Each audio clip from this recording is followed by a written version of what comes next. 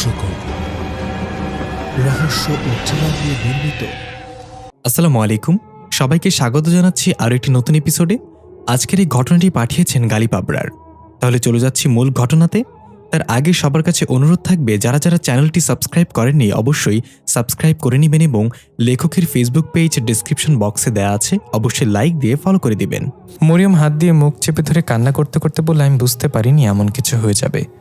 নার্সিমার কিছু হয়ে গেলে আমি নিজেকে ক্ষমা করতে পারবো না। যেভাবেই হোক আমি তাকে বাঁচাবো। কাইলাস একটা পৈশাচিক হাসিতে বলল, তার সম্ভব না মরিয়ম। আগামীকাল সন্ধ্যায় নার্সিমাকে শুলে চড়ানো হবে, আর এখন আমি তোমাকে মেরে ফেলবো। মরিয়ম হতবাক হয়ে বলল, আমাকে মেরে ফেলবে মানে? কাইলাস একটা আগুনের চাকু বের করে বলল, এটা সর্দারের আদেশ। তোমার জন্য নার্সিমা পুরো গ্রামবাসীর সামনে সর্দারের গায়ে হাত তুলেছে। তোমার জন্য সর্দারের সম্মানে আঘাত লেগেছে, তাই সর্দার হুকুম দিয়েছে তোমাকে মেরে ফেলার। এটা বলে কাইলাস হুঙ্কার দিয়ে মরিয়মের দিকে তেড়ে এলো।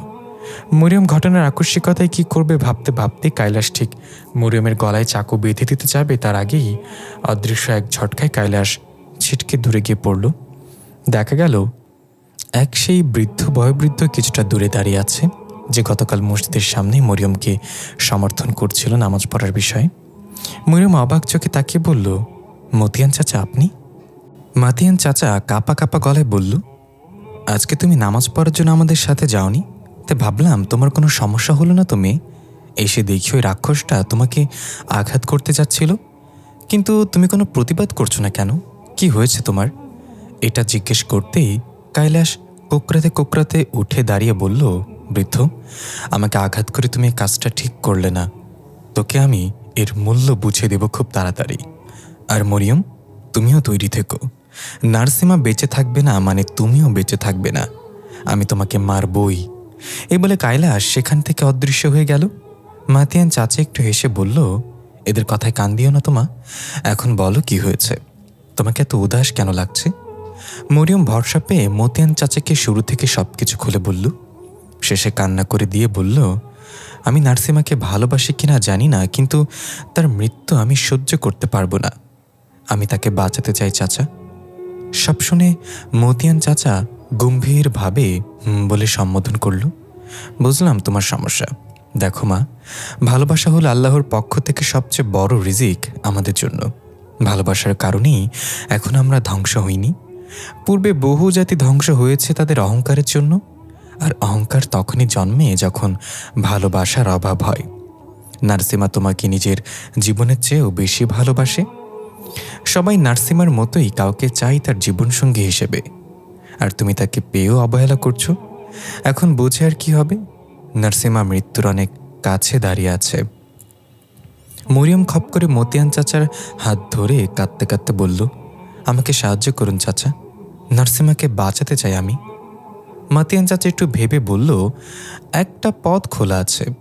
সেটা নার্সিমাকে মৃত্যু থেকে বাঁচিয়ে তো নিবে, কিন্তু সে তার জীবনটা হারিয়ে ফেলবে। মরিয়ম কৌতূহলী হয়ে জিজ্ঞাসা করল, ঠিক বুঝলাম না চাচা, এর অর্থ কি?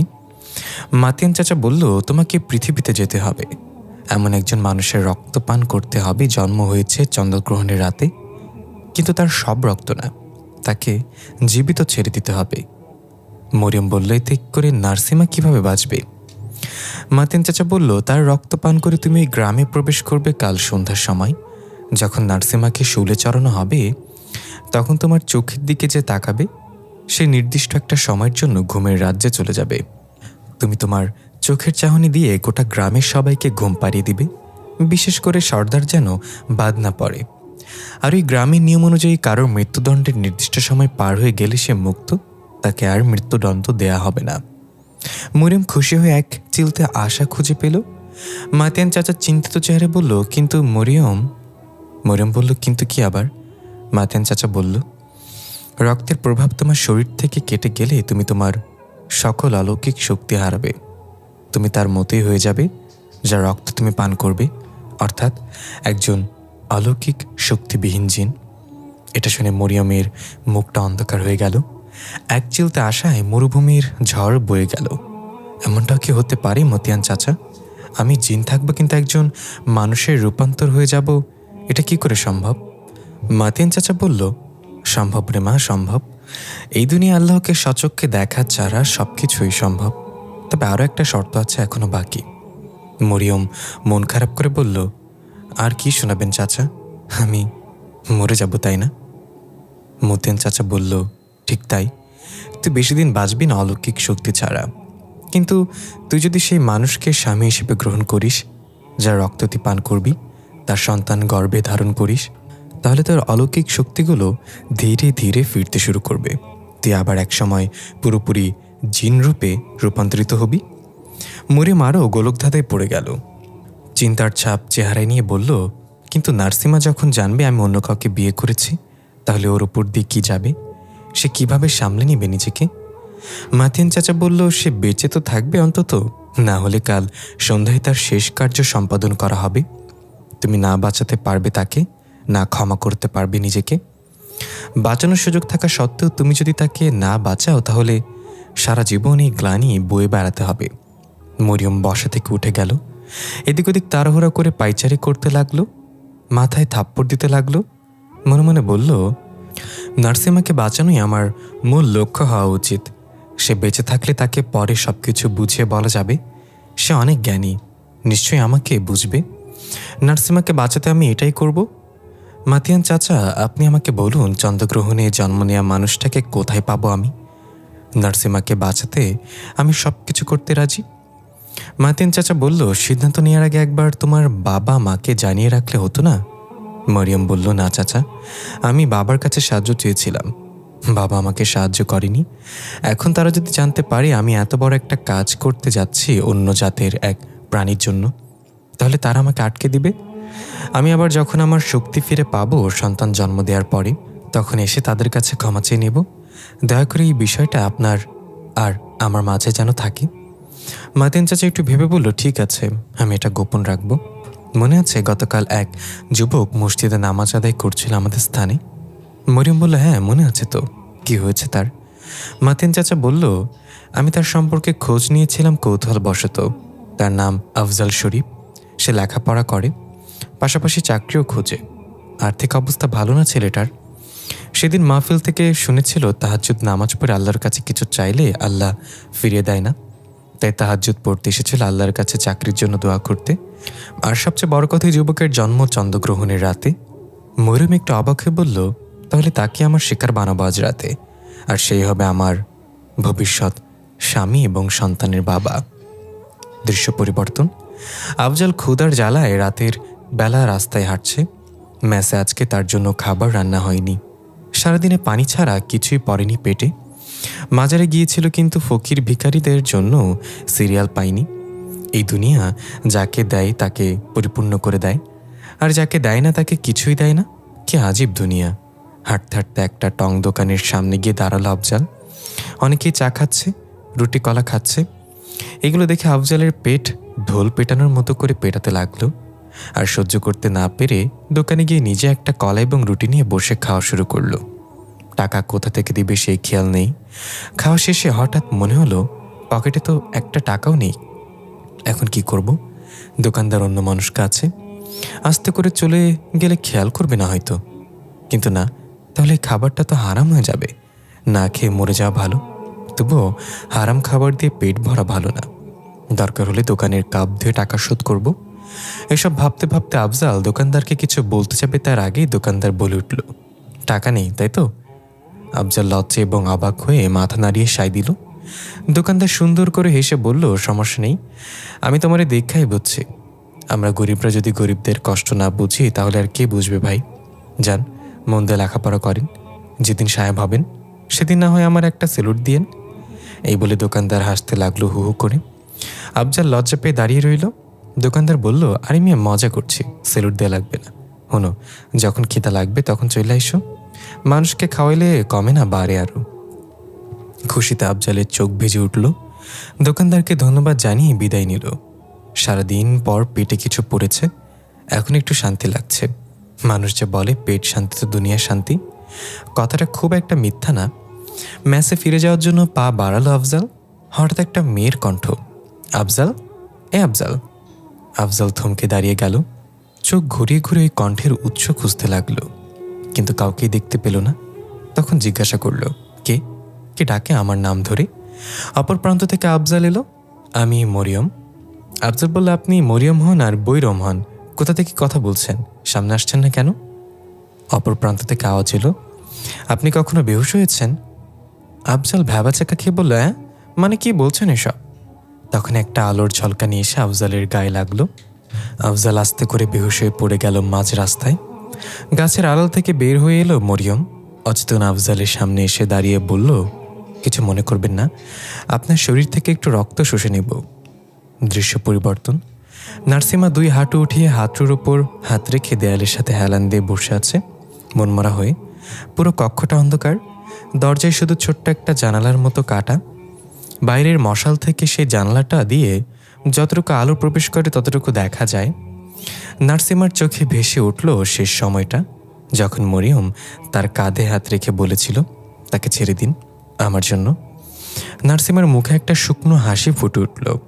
মরিয়ম বলেছে আমার জন্য, তার মানে মরিয়ম আমাকে ভালোবাসতে শুরু করেছে। তার চোখে আমি আমার জন্য ভালোবাসা দেখেছি। অবশেষে আমি জানি মরিয়ম আমাকে বাঁচিয়ে নেবে। আমার কোনো ভয় নেই। এখান থেকে মুক্ত হয়ে মরিয়মের সাথে ধুমধাম করে বিয়ে হবে আমার। বাচ্চারা আনন্দ করবে, মেয়েরা নৃত্য পরিবেশন করবে, বৃদ্ধরা দোয়া করে দিবে। মরিয়মকে নিয়ে আমার কল্পনাগুলোই যদি এত সুন্দর হয়, তাহলে বাস্তব কত সুন্দর হবে ভাবতে ভালো লাগছে। তখনই দরজায় ছোট্ট জানলা দিয়ে কেউ কাউকে দেখা গেল। নার্সিমা উঠে তাড়াতাড়ি করে এগিয়ে গিয়ে বলল, কৈলাস বন্ধু, তুই এসেছিস? মরিয়মের কোনো খোঁজ আছে? বেচারি নিশ্চয়ই পাগলের মতো করছে, হয়তো কান্না করছে, মন খারাপ করে আছে। কৈলাস রাগে ফুসফুস করে বলল, এমন কিছুই না, তুই এখানে মৃত্যুর প্রহর গুনছিস, আর তোর মরিয়ম ওইখানে ফুলবাগানে নেচে গিয়ে বেড়াচ্ছে চাঁদের আলোতে। নার্সিমার হাসি মুখটা হঠাৎ করে কালো হয়ে গেল এবং কর্কশ গলায় জিজ্ঞাসা করল, কি বলছিস তুই? মাথা ঠিক আছে তোর? কৈলাসও রাগান্বিত কণ্ঠে বলল, আমি নিজ চোখে দেখে এসেছি। সে অনেক খুশি তাকে মৃত্যুর মুখে ঠেলে দিয়ে। এটা তো সে চেয়েছিল, তুই মরে গেলে আর কেউ তাকে বিরক্ত করবে না। যার জন্য তুই এত কিছু করলি, নিজের সব কিছু ছাড়ার জন্য প্রস্তুত ছিলি, সে কিনা তোর মৃত্যুতে আনন্দ করছে। তোর কি এখনো মনে হয় মরিয়ম তোর জন্য সঠিক? আমি তোর জায়গায় থাকলে এই অন্ধকার কূপ থেকে বেরিয়ে গিয়ে তাকে টুকরো টুকরো করে ফেলতাম। নার্সিমা এসব শুনে রাগে ক্রোধে গড়গড় করতে লাগলো। পুরো শরীর থেকে কালো ধোঁয়া বের হতে লাগলো। দাঁত কটমট করে বলল, মরিয়ম। পরদিন সন্ধ্যায় নার্সিমাকে হাতে পায়ে আগুনের শিকল পুড়িয়ে নিয়ে যাওয়া হচ্ছে শুলে চড়ানোর জন্য। গ্রামবাসী রাস্তার দুই পাশে সারিবদ্ধ হয়ে দাঁড়িয়ে আছে। সবার মুখগুলো মলিন। নার্সিমাকে সবাই অনেক ভালোবাসত। নার্সিমার চোখগুলো লাল টকটকে, চেহারায় ক্ষোভ এবং হিংস্রতা, যেন এখান থেকে ছাড়া হলে সব কিছুই জ্বালিয়ে ভস্ম করে দিবে। ভিড়ের মাঝে কৈলাসকে দেখা গেল রাগান্বিত চেহারায় দাঁড়িয়ে আছে। তবে কৈলাসের চেহারা ঝলসে যাওয়া, গালের এক পাশ পুড়ে গিয়েছে। দূর থেকে ডাক দিয়ে বলল, নার্সিমা, এখনো সময় আছে, ভেবে দেখ, আমি তোকে ক্ষমা করে দিব। নার্সিমা থমকে দাঁড়ালো এবং ঘাড় কাত করে কৈলাসের দিকে তাকিয়ে বলল, আমি যখন এখান থেকে মুক্ত হব সবার আগে তোর কলিজা ছিঁড়ে নিব। দৃশ্য চলে যায় গতকাল রাতে। কৈলাস যখন মরিয়মকে নিয়ে নার্সিমার মনে ঘৃণা সৃষ্টি করছিল। নার্সিমার আগে গজগজ করে বলল, আমার এখন কি করা উচিত কৈলাস? কৈলাস বলল, সবার আগে তো তোর সর্দারের কাছে মাপ চাওয়া উচিত। তারপর মরিয়মকে তার মূল্য বুঝে দিবি। যার জন্য আমাদের সর্দার অপমানিত হয়েছে, তার বেঁচে থাকার কোনো অধিকার নেই। নার্সিমা একটু ভেবে বলল, ঠিক আছে, তুই যা বলবি তাই করব। তুই আমার সবচেয়ে ভালো বন্ধু, তুই আমার ক্ষতি কখনো চাইবি না নিশ্চয়ই। কৈলাস খুশি হয়ে বলল, এই না হলে আমার বন্ধু, চল এখনই তোকে সর্দারের কাছে নিয়ে যাচ্ছি। রক্ষীরা, দরজা খুলে দাও। সর্দারের আদেশ আছে নার্সিমাকে নিয়ে যাওয়ার। একজন রক্ষী এসে দরজা খুলে দিল। নার্সিমা ধীরে ধীরে অগ্নিচক্ষু নিয়ে ভেতর থেকে বের হলো। কৈলাসের সামনে এসে দাঁড়িয়ে গড়গড় করে বলল, তুই এত বছর আমার সাথে থেকেও এখন আমাকে চিনতে পারিসনি বন্ধু? কৈলাসের হাসি মুখটা হঠাৎ কালো হয়ে গেল এবং বলল, মানে? কিছু বুঝে ওঠার আগেই নার্সিমা একটা আগুনের মশাল কৈলাসকে দেয়ালের সাথে চেপে ধরে তার মুখ ঝলসে দিল। কৈলাস চিৎকার করে রক্ষীদের ডাকলো এবং বলতে লাগলো, নার্সিমা, তুই পাগল হয়ে গেছিস? কি করছিস তুই? নার্সিমা আরও জোরে চেপে ধরে কৈলাসকে বলল, তুই কি ভেবেছিস তুই এসে আমার কাছে মরিয়মের নামে উল্টাপাল্টা বলবে আর আমি সেটা বিশ্বাস করে নেব? আমার মরিয়মকে আমার চেয়ে ভালো কে জানে? আমি তাকে যতটা ভালোবাসি তার চেয়ে দ্বিগুণ বিশ্বাস করি। সে যদি আমাকে ভালো না বাসে তবু আমার মৃত্যুতে আনন্দ করবে না? এটা তাদের ধর্মের শিক্ষা। ততক্ষণে রক্ষীরা এসে নার্সিমাকে টেনে কৈলাসের কাছ থেকে দূরে সরিয়ে নিল। কৈলাস মুখ চেপে আর্তনাদ করতে করতে নার্সিমাকে ঘুষি মারতে মারতে বলল, সর্দার ঠিক বলেছিল, তুই সম্পূর্ণ পাগল হয়ে গেছিস। যে সামান্য একটা মেয়ের জন্য নিজের ধর্মকর্ম ত্যাগ করে দিতে পারে, বন্ধুকে আঘাত করতে পারে, বাবার মতো সর্দারের গায়ে হাত তুলতে পারে, তাকে আমার বন্ধু বলতেও লজ্জা লাগছে। তোর জন্য মৃত্যুই সঠিক। নার্সিমা রাগে কৈলাসের মাথায় নিজের মাথা দিয়ে ঢুস দিয়ে তাকে দূরে ছিটকে ফেলে দিল আর বলল, বলেছি না আমার মরিয়ম কোনো সামান্য মেয়ে নয়। তাকে নিয়ে একটা বাজে কথা যে বলবে, আমি তাকে এই দুনিয়াতে নরকের স্বাদ গ্রহণ করাবো। মরিয়মের ওয়াস্তে তোদের মতো হাজার কৈলাস আমি কুরবানি করে দিতে পারি। দৃশ্য ফিরে আসে বর্তমানে। কৈলাস তাচ্ছিল্যের হাসি দিয়ে বলল, তোর কি এখনো মনে হয় তুই বাঁচতে পারবি? এখান থেকে ফেলা প্রতিটা কদম তোকে মৃত্যুর দিকে নিয়ে যাবে। নার্সিমা আর কিছু না বলে সামনের দিকে এগিয়ে গেল। কয়েকজন রক্ষী মিলে শিকলের প্রান্ত ধরে রেখেছে। গ্রামের শেষ মাথায় পানির কুয়ার কাছে মঞ্চ সাজানো হয়েছে শুলে চড়ানোর। সেখানে সর্দার এবং গ্রামের বয়োবৃদ্ধ উপস্থিত। পেছনতে দাঁড়িয়ে আছে ছোট্ট ঝিরি এবং জাকার্তা। নার্সিমাকে মঞ্চে ওঠানো হলো। নার্সিমার চোখ মরুভূমির দূর প্রান্তে তাকিয়ে আছে। তার বিশ্বাস মরিয়ম নিশ্চয়ই আসবে। সর্দার বলল, নার্সিমা, তুমি যে অপরাধ করেছ এটা শুধু আমার নয়, পুরো গ্রামের সম্মানে আঘাত করেছে। আমার গায়ে হাত তুলেছ সেটা না হয় বাদ দিলাম, কিন্তু তুমি আমাদের ধর্মকে অবমাননা করেছ, এটা মাফ করা যায় না। গ্রামের বয়োবৃদ্ধরা সবাই মাথা নাড়িয়ে সায় দিল। নার্সিমা বলল, ভালোবাসা না বাঁচলে ধর্ম বাঁচবে না। আমি যা করেছি সব আমার ভালোবাসার জন্য করেছি। আমি তো কারোর কোনো ক্ষতি করিনি, এর আগে কাউকে আঘাত করিনি। সর্দার বলল, কিসের ভালোবাসা? তুমি আমাকে বললো ওই মেয়ের চেয়ে শতগুণ সুন্দরী মেয়ে তোমার পায়ের কাছে এনে ফেলতাম। নার্সিমা একটু হেসে বলল, সুন্দরের প্রতি আকৃষ্ট হওয়া ভালোবাসা না, সেটা মোহ। ভালোবাসতে হয় হৃদয় দিয়ে, যা এখানে কারোর মাঝে নেই। সর্দার এবার এক ধমক দিয়ে বলল, চুপ কর বেয়াদব, আর একটা কথা বলবি না। এখন শুধু মৃত্যুর প্রহর গুনে নে। সূর্য অস্ত যাওয়ার সাথে সাথে তোর মৃত্যু কার্যকর হবে। নার্সিমা চুপ করে সামনে তাকালো। সূর্য ধীরে ধীরে মরুভূমির মাঝে মিলিয়ে যাচ্ছে, আর কিছুক্ষণ পরে অস্ত চলে যাবে। তাহলে মরিয়ম কি আসবে না? দৃশ্য পরিবর্তন। আফজাল ধীরে ধীরে চোখ মেলে তাকালো। ঝাপসাভাবে একটা মেয়েকে দেখতে পেল, তারা পাশে বসে আছে। সাথে সাথে ধরফড় করে উঠে বসলো। ভালো করে দেখলো, সত্যি একটা মেয়ে বসে আছে। অনেক সাধারণ একটা ড্রেস পরা, মাথায় কালো হিজাব এবং হাতে গরম পানির পট্টি। মেয়েটা সুন্দর করে হেসে বলল, এতক্ষণ আপনার ওঠার সময় হলো? আমার হাতে সময় নেই, আমাকে যেতে হবে। আপনার যা জিজ্ঞাসা করার পরের মোলাকাতে জিজ্ঞাসা করবেন। এখন আমি যাই, আপনার জ্ঞান ফেরার অপেক্ষায় ছিলাম। একদমে কথাগুলো বলে মেয়েটা উঠে চলে যেতে লাগলো।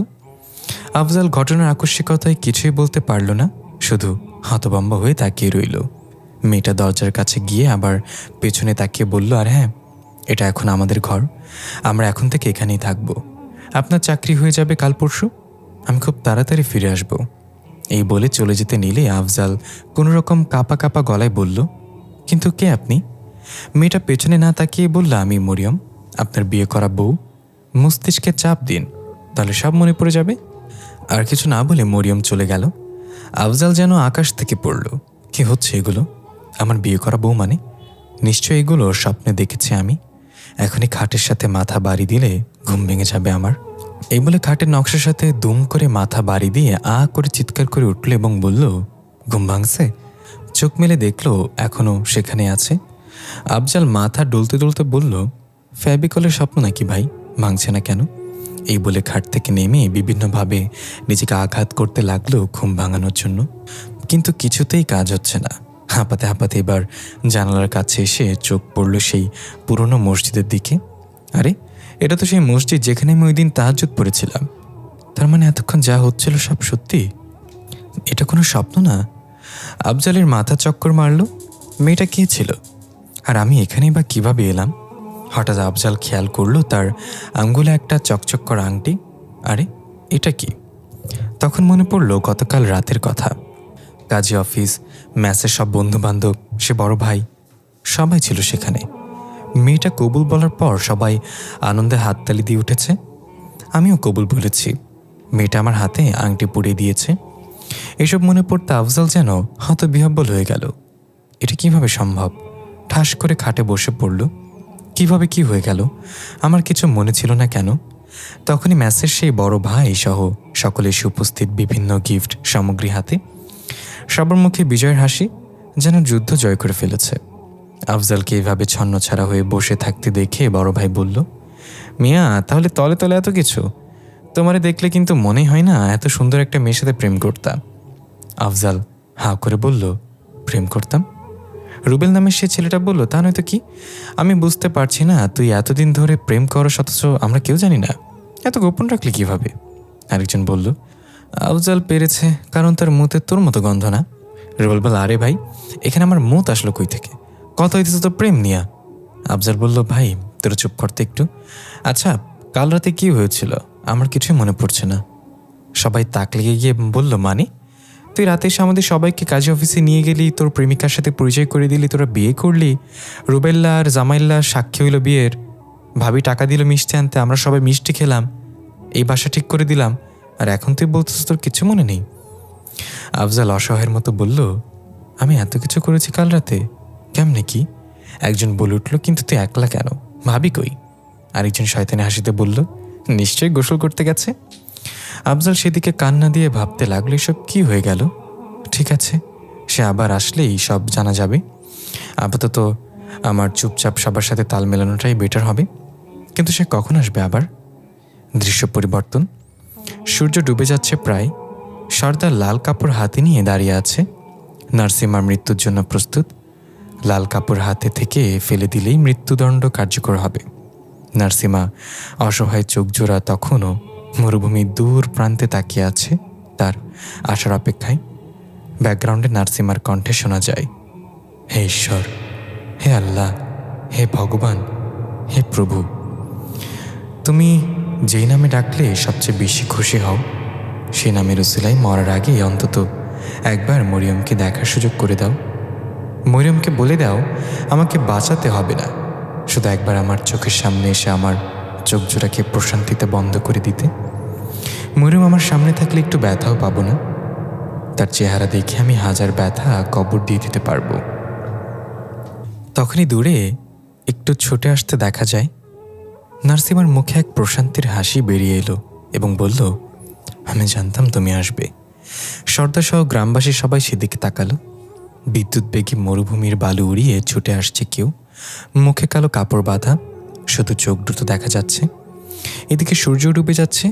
আর কিছু মুহূর্ত, সর্দার লাল কাপড় ফেলানোর জন্য প্রস্তুত হলো, কিন্তু তার আগেই ঝড়ের মতো এসে হাজির হলো মরিয়ম। এসে নার্সিমাবাদে সবার দিকে চোখ বুলিয়ে নিল। সারিবদ্ধভাবে দাঁড়িয়ে থাকা পুরো গ্রামবাসী এক এক করে ঢলে পড়তে লাগলো একজন আরেকজনের ওপর। সর্দার হা করে তাকিয়ে মরিয়মকে জিজ্ঞাসা করল, এগুলো কি হচ্ছে? মরিয়ম সর্দারের দিকে রক্তচক্ষু নিয়ে তাকিয়ে বলল, ঘুমিয়ে যাও। সর্দার আর কিছু বলতে যাবে তার আগে আস্তে আস্তে পড়ে গেল। সাথে থাকা সবাই ঘুমিয়ে গেল।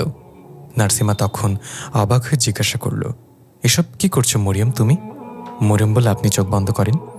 আমার চোখে তাকালে আপনার এক অবস্থা হবে। আপনার সাথে আমার জরুরি কথা বলার আছে। নার্সিমা একটু অবাক হয়ে আর কথা না বাড়িয়ে চোখ বন্ধ করে ফেলল। পরবর্তী দৃশ্যে দেখা যায় রাতের তারা ভরা আকাশের নিচে ফুলবাগানের সেই উঁচু টিলার ওপর বসে আছে নার্সিমার মরিয়ম। নার্সিমার চোখ কালো কাপড় দিয়ে বাঁধা। দুজনের কারোর মুখে কোনো কথা নেই। নীরবতা ভেঙে মরিয়ম বলল, আমি যা করেছি আপনাকে বাঁচানোর জন্য করেছি, এছাড়া আমার সামনে কোনো পথ খোলা ছিল না। আপনি মরে গেলে আমি পাগল হয়ে যেতাম। নার্সিমার চোখ থেকে কালো কাপড় খুলে মরিয়মের দিকে না তাকিয়ে বসা থেকে উঠে একটু এগিয়ে গেল। নার্সিমার চোখে পানি টলমলো করছে। এই বুঝি বন্যার পানির মতো বাঁধ ভেঙে সব চুরমার করে নেমে আসবে। মরিয়ম কাঁদতে কাঁদতে এবার উঠে গিয়ে নার্সিমাকে পেছন থেকে জড়িয়ে ধরল।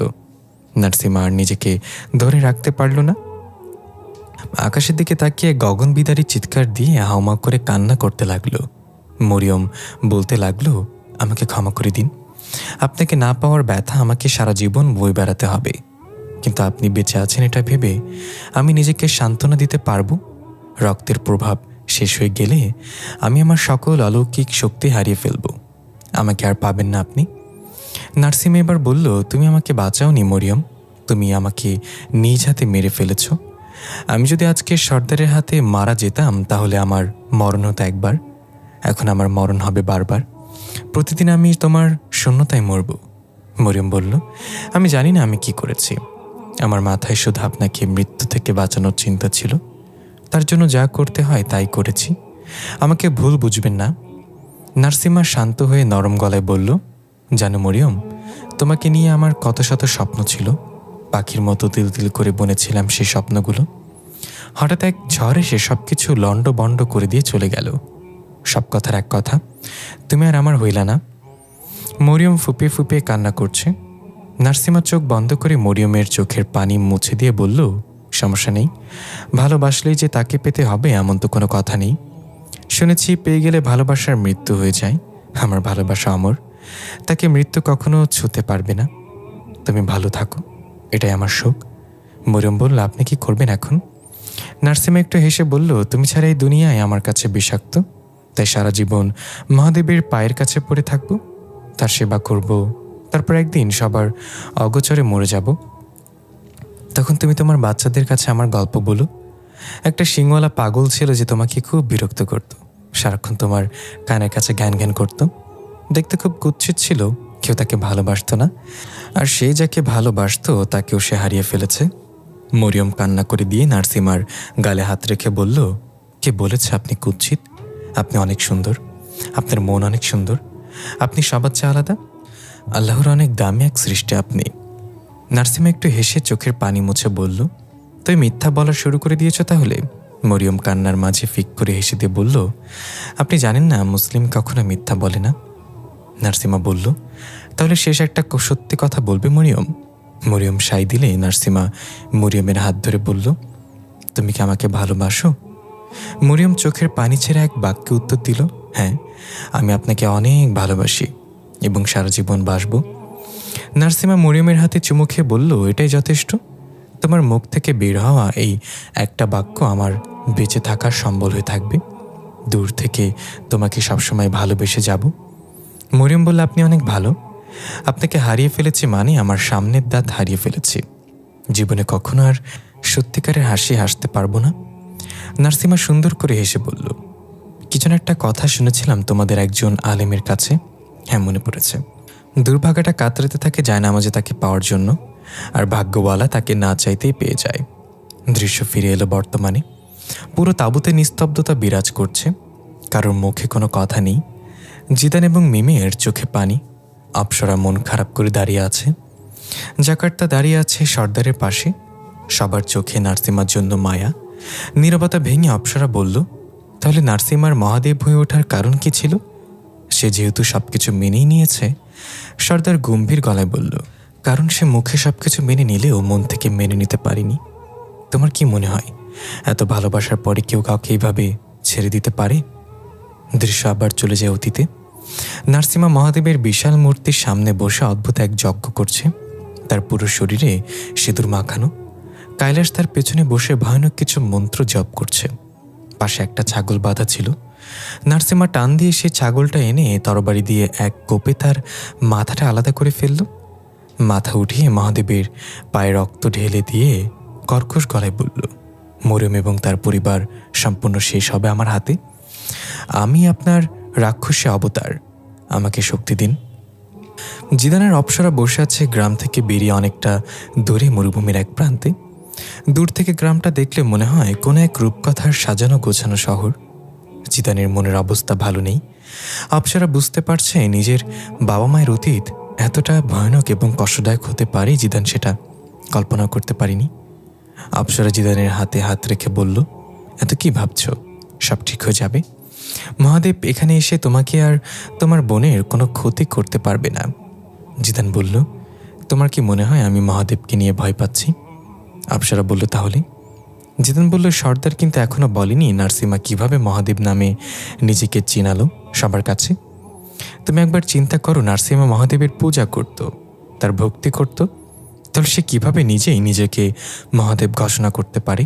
অপ্সরা একটু ভাবুক কণ্ঠে বলল, এটা আমিও ভাবছিলাম, তবে আরেকটা প্রশ্ন কিন্তু থেকেই যায়। সর্দার কেন ঝিরিকে পাঠিয়েছিল তোমাদের মারতে? গল্পে কিছু একটা মিস করে যাচ্ছি আমরা।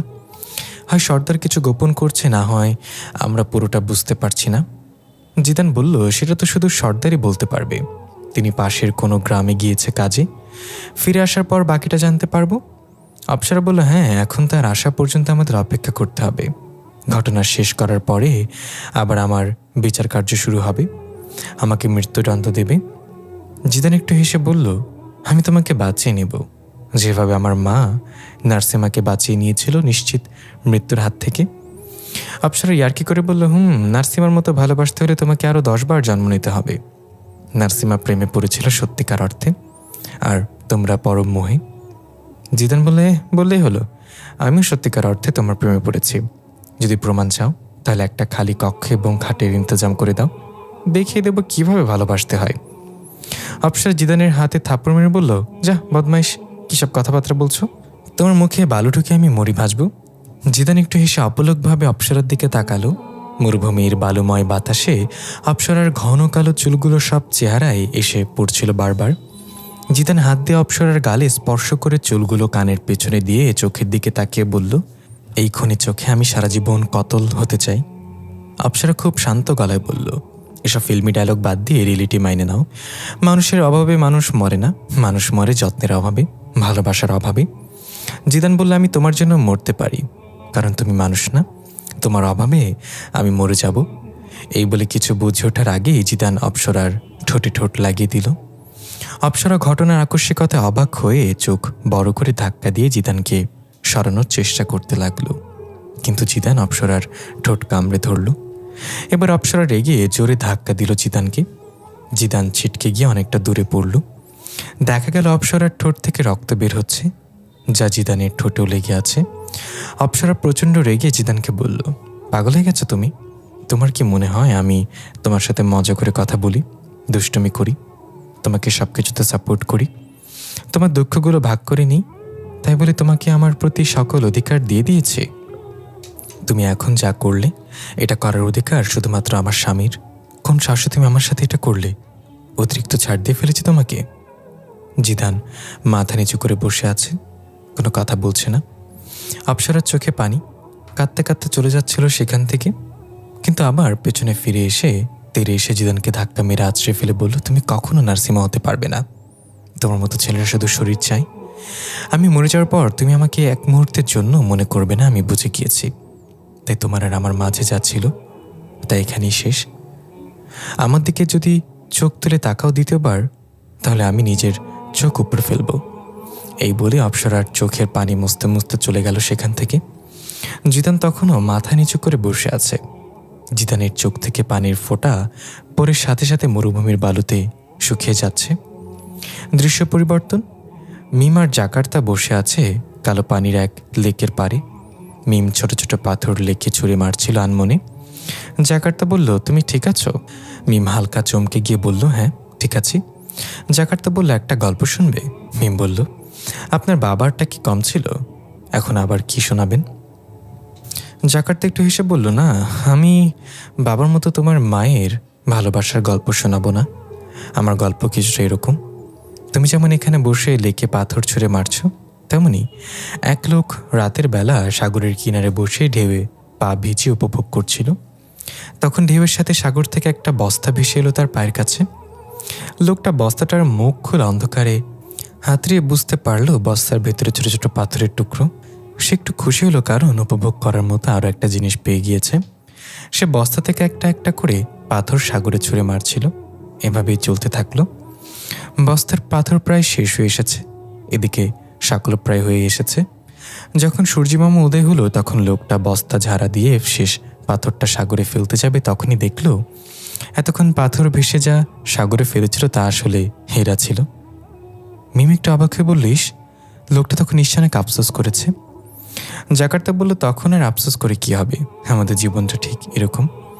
আমরা আমাদের হায়াত কিভাবে নষ্ট করে ফেলছি বুঝতেই পারছি না, আর যখন বুঝতে পারি তখন আর সময় থাকে না, মৃত্যু এসে হাজির হয়ে যায়। মিম মাথা নাড়িয়ে বলল, ভালো উদাহরণ দিয়েছেন তো, আপনাকে দেখলে কিন্তু মনে হয় না এত জ্ঞান আপনার। জাকার্তা বলল, তাহলে কি মনে হয় আমাকে দেখলে? মিম বলল, মনে হয় আগে রাজমিস্ত্রি ছিলেন, তারপর সেখান থেকে রিটায়ার্ড হয়ে টিচার হয়েছেন, মানে আমাদের সরকারি স্কুলের টিচার। এই বলে মিম হু হু করে হাসতে লাগলো। জাকার্তা মিমের হাসির দিকে তাকিয়ে মুচকে হেসে বলল, বাবাকে বলে আমাদের গ্রামটা একটা পাগলাগারদ নির্মাণ করতে হবে। মিম ভ্যাগাচাকা খেয়ে বলল, কেন কেন? জাকার্তা বলল, তোমাকে কেউ বলেনি হাসলে তোমাকে একদম ডানাকাটা পরীর মতো লাগে? এই হাসি দেখলে যে পাগল হবে না সে আরও বড় পাগল। মিম ফিক করে হেসে দিয়ে বলল, একটা সত্যি কথা কি জানেন? আপনার পার্সোনালিটির সাথে গম্ভীর্যই স্যুট করে। ফ্লার্টিংয়ে আপনি এখনও বাচ্চা, আমার ভাই জিদানের ধারের কাছেও নেই আপনি। জাকার্তা আর কিছু না বলে হাসতে লাগলো। মিম অদ্ভুত সুন্দর হাসিতে মেতে উঠল। একটু দূরে দেখা যায় অপ্সরা দাঁড়িয়ে আছে। জাকার্তা এবং মিমকে এভাবে হাসি খুশি দেখে কষ্টের এক হাসি দিল। এই হাসির মাঝে লুকিয়ে ছিল অজানা এক চাপা কষ্ট। হঠাৎ অপ্সরার নাক দিয়ে রক্ত আসতে লাগলো। অপ্সরা হাত দিয়ে রক্তটা এনে তাকিয়ে কান্না করে দিল। কোনো কিছু না বলে নাকের রক্ত মুছতে মুছতে তাড়াহুড়া করে চলে গেল। এদিকে মিম জাকার্তাকে বলল, আচ্ছা রাজকুমার, আপনার যদি কখনো মনে হয় আপনার বাবা ভুল পথে আছে তখন কি করবেন? জাকার্তা বলল, তাহলে বাবাকে সঠিক পথের বুঝ দিব। যদি তাতে কাজ না হয় তাহলে তার বিরুদ্ধচারণ করে দ্বিতীয়বার ভাবব না। হঠাৎ জিদান পেছন থেকে এসে আস্তে করে ডাক দিল, বুবু। জাকার্তার মিম একসাথে পেছনে তাকালো। মিম খেয়াল করলো জিদানের চোখে পানি, চেহারাটা খুব উদাস। মিম অবাক হয়ে জিজ্ঞাসা করলো, কি হয়েছে ভাই, তোকে এমন দেখাচ্ছে কেন? জাকার্তা উঠে বলল, তাহলে তোমরা কথা বলো, আমার একটু কাজ আছে। এই বলে জাকার্তা চলে গেল। জিদান এসে মিমের পাশে বসে ফুপিয়ে কেঁদে উঠল। বলল, বুবু, আমি কি তোর কোলে মাথা রেখে একটু শুতে পারি? মিম জিদানকে টান দিয়ে কোলে শুইয়ে দিল, মাথায় হাত বুলিয়ে। কি হয়েছে আমাকে বল। জিদান বলল, কিছু না বুবু। আচ্ছা, আমি যদি বাবা মায়ের মতো চলে যাই তাহলে তুই কি কষ্ট পাবি? মিম আলতো করে জিদানের গালে একটা থাপ্পড় মেরে বলল, চলে যাবি মানে? তোকে যেতে দিব নাকি আমি? দেখবি খুব তাড়াতাড়ি আমরা এইসব ঝামেলা থেকে মুক্তি পাবো। এই যে রাজকুমার আছে না, সে আমার প্রেমে পুরা পাগল। সে আমাদেরকে বাঁচাবে সকল বিপদ থেকে। এই বলে মিম একটা লাজুক হাসি দিল। জিদানও একটু মুচকে এসে বলল, আপ্সরা বলেছে কেউ কারোর জন্য মরে না। দেখবি তোর জন্য এই রাজকুমারও যখন নিজের জানের ওপর বিপদ আসবে তখন আগে নিজেকেই বাঁচাবে। মিম বলল, কে বলেছে? তুই কি শুনিসনি তখন? নার্সিমা সেদিন আমাদের মাকে ছাড়েনি, বরং মৃত্যু আপন করে নিয়েছিল। মা যদি সেদিন সময়মতো না পৌঁছতো তাহলে তো নার্সিমা মারা যেত। এটা সেও জানতো, তবুও মাথা নত করেনি, নিজের ভালোবাসাকে ছোট্ট হতে দেয়নি। এটা বলতে জিদান তাড়াহুড়া করে উঠে সিরিয়াস টোনে বলল, আচ্ছা বুবু, তোর কি মনে হয় নার্সিমা আমার মাকে মারতে পারে? মিম বলল, জানি না, কিন্তু আমার নার্সিমা ওরফে মহাদেবীর হিংস্রতার শক্তি সামনে থেকে দেখেছি। সেটা দেখে তো বোঝাই যায় সে সব কিছু করতে পারে। জিদান একটু ভেবে বলল, তা অবশ্য ঠিক বলেছিস, তবে সত্য কখনো এমন খোলামেলা থাকে না, অনেক অনেক মিথ্যার চাদরে ঢেকে থাকে। দৃশ্য পরিবর্তন। নার্সিমা ওরফে মহাদেব ইনাল কাবিলে এসেছে। সৈন্যরা বর্ষা হাতে তাক করে রেখেছে সামনে থেকে। মহাদেব এক কদম করে এগিয়ে যাচ্ছে, ইনাল সৈন্যরা এক কদম করে পিছিয়ে যাচ্ছে বর্ষা হাতে। তারা ভয় পেয়ে আছে প্রচণ্ড রকম। মহাদেবের চেহারায় ক্রোধ আর হিংস্রতা। শিকারী পশুর মতো চোখ রাঙিয়ে এগিয়ে যাচ্ছে। কাবিলার বাচ্চা মহিলা সবাই ভয়ে তাঁবুতে ঢুকে যাচ্ছে। তখনই সেখানে ইনালদের কাবিলা প্রধান তার তাঁবু থেকে বের হয়ে এলো এবং হাত উঁচু করে বললেও, থেমে যাও। মহাদেব কদম ফেলতে গিয়ে থেমে গেল এবং জায়গায় দাঁড়িয়ে গেল। ইনাল প্রধান রাগান্বিত কণ্ঠে জিজ্ঞাসা করল, তুমি এখানে কেন এসেছ? মহাদেব বর্ষা তাক করে সৈন্যদের দেখে বলল, এদের নাটক শেষ হলে আমি কি বসে কথা বলতে পারি? ইনাল প্রধান বলল, না, কোনো রাক্ষসকে আমি আমার দস্তরে বসাই না। মহাদেব যেখানে আছে সেখানে বসে পড়ল এবং বলল, তাহলে আমি আপনাকে আমার দস্তরে আমন্ত্রণ জানাচ্ছি।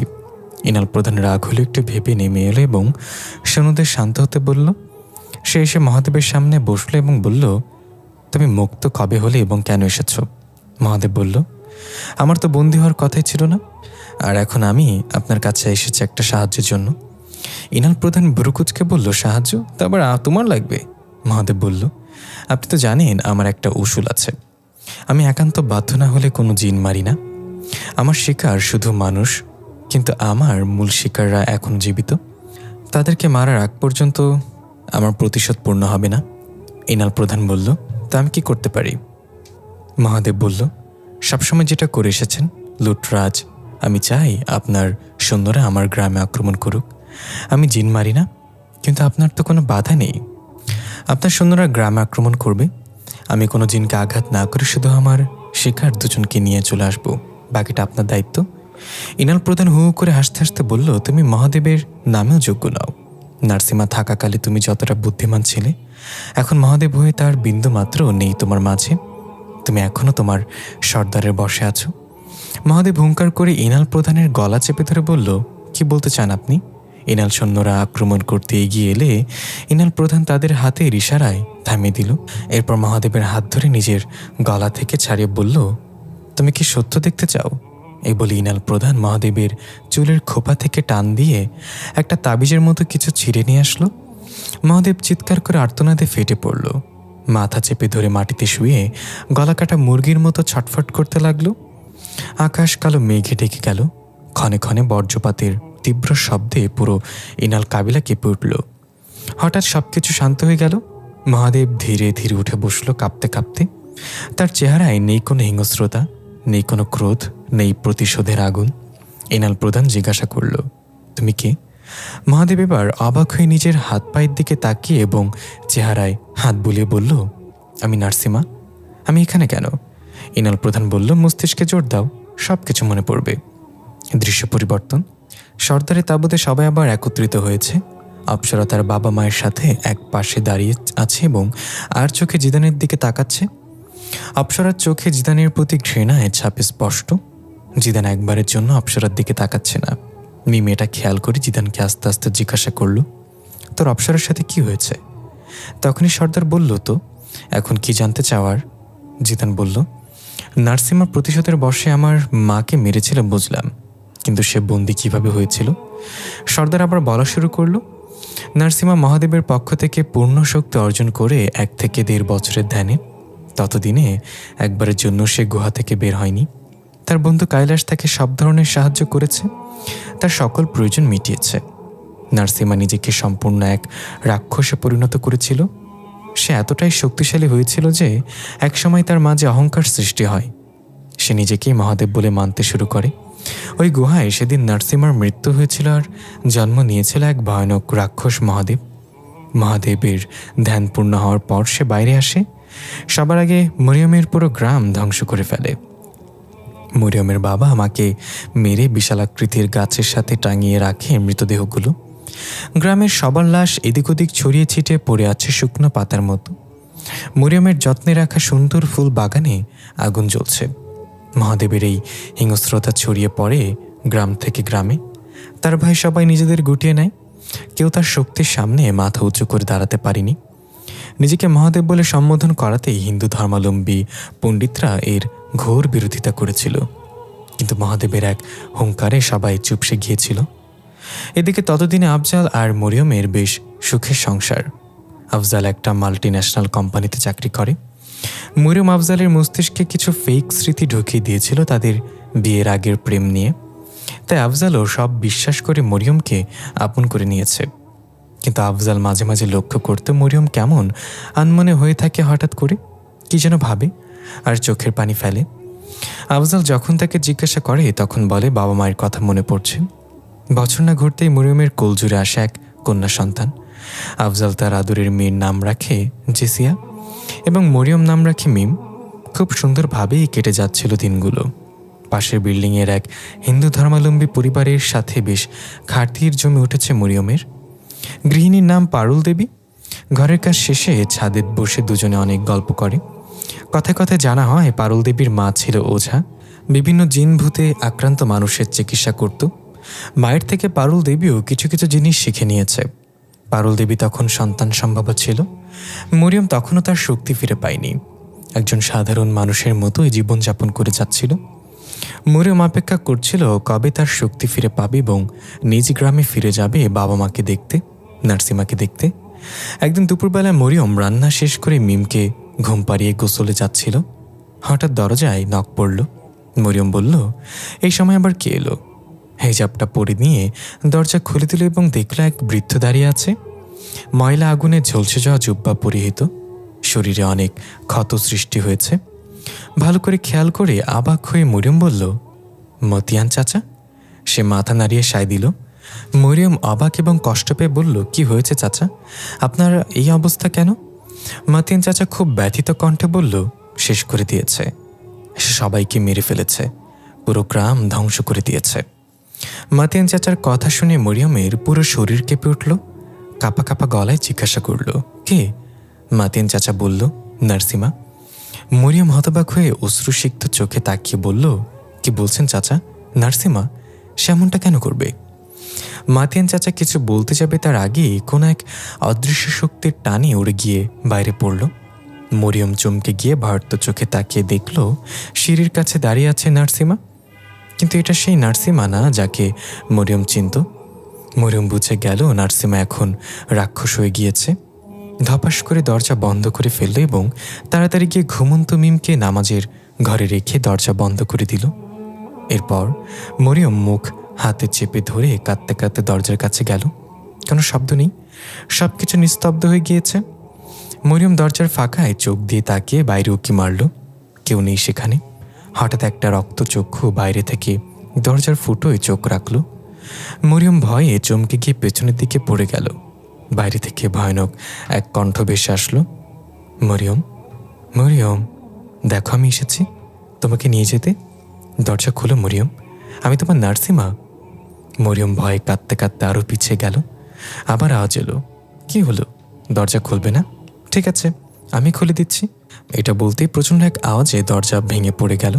মরিয়ম ভয়ে কান্না করতে করতে নামাজের রুমের সামনে গিয়ে হেলান দিয়ে দাঁড়ালো। হঠাৎ ভেতর থেকে মিম কান্না করে উঠল চিৎকার করে। মরিয়ম আতকে উঠে সাথে সাথে দরজা খুলে দেখল রাক্ষসের মতো দানবীয় এক মূর্তি মিমকে পায়ে ধরে উল্টো করে ধরে রেখেছে। মিম গলা ফাটিয়ে কান্না করছে।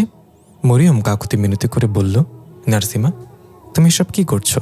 আমার মেয়েকে ছেড়ে দাও। রাক্ষসে নার্সিমা হুঙ্কার দিয়ে বলল, নার্সিমা মারা গিয়েছে, আমি মহাদেব।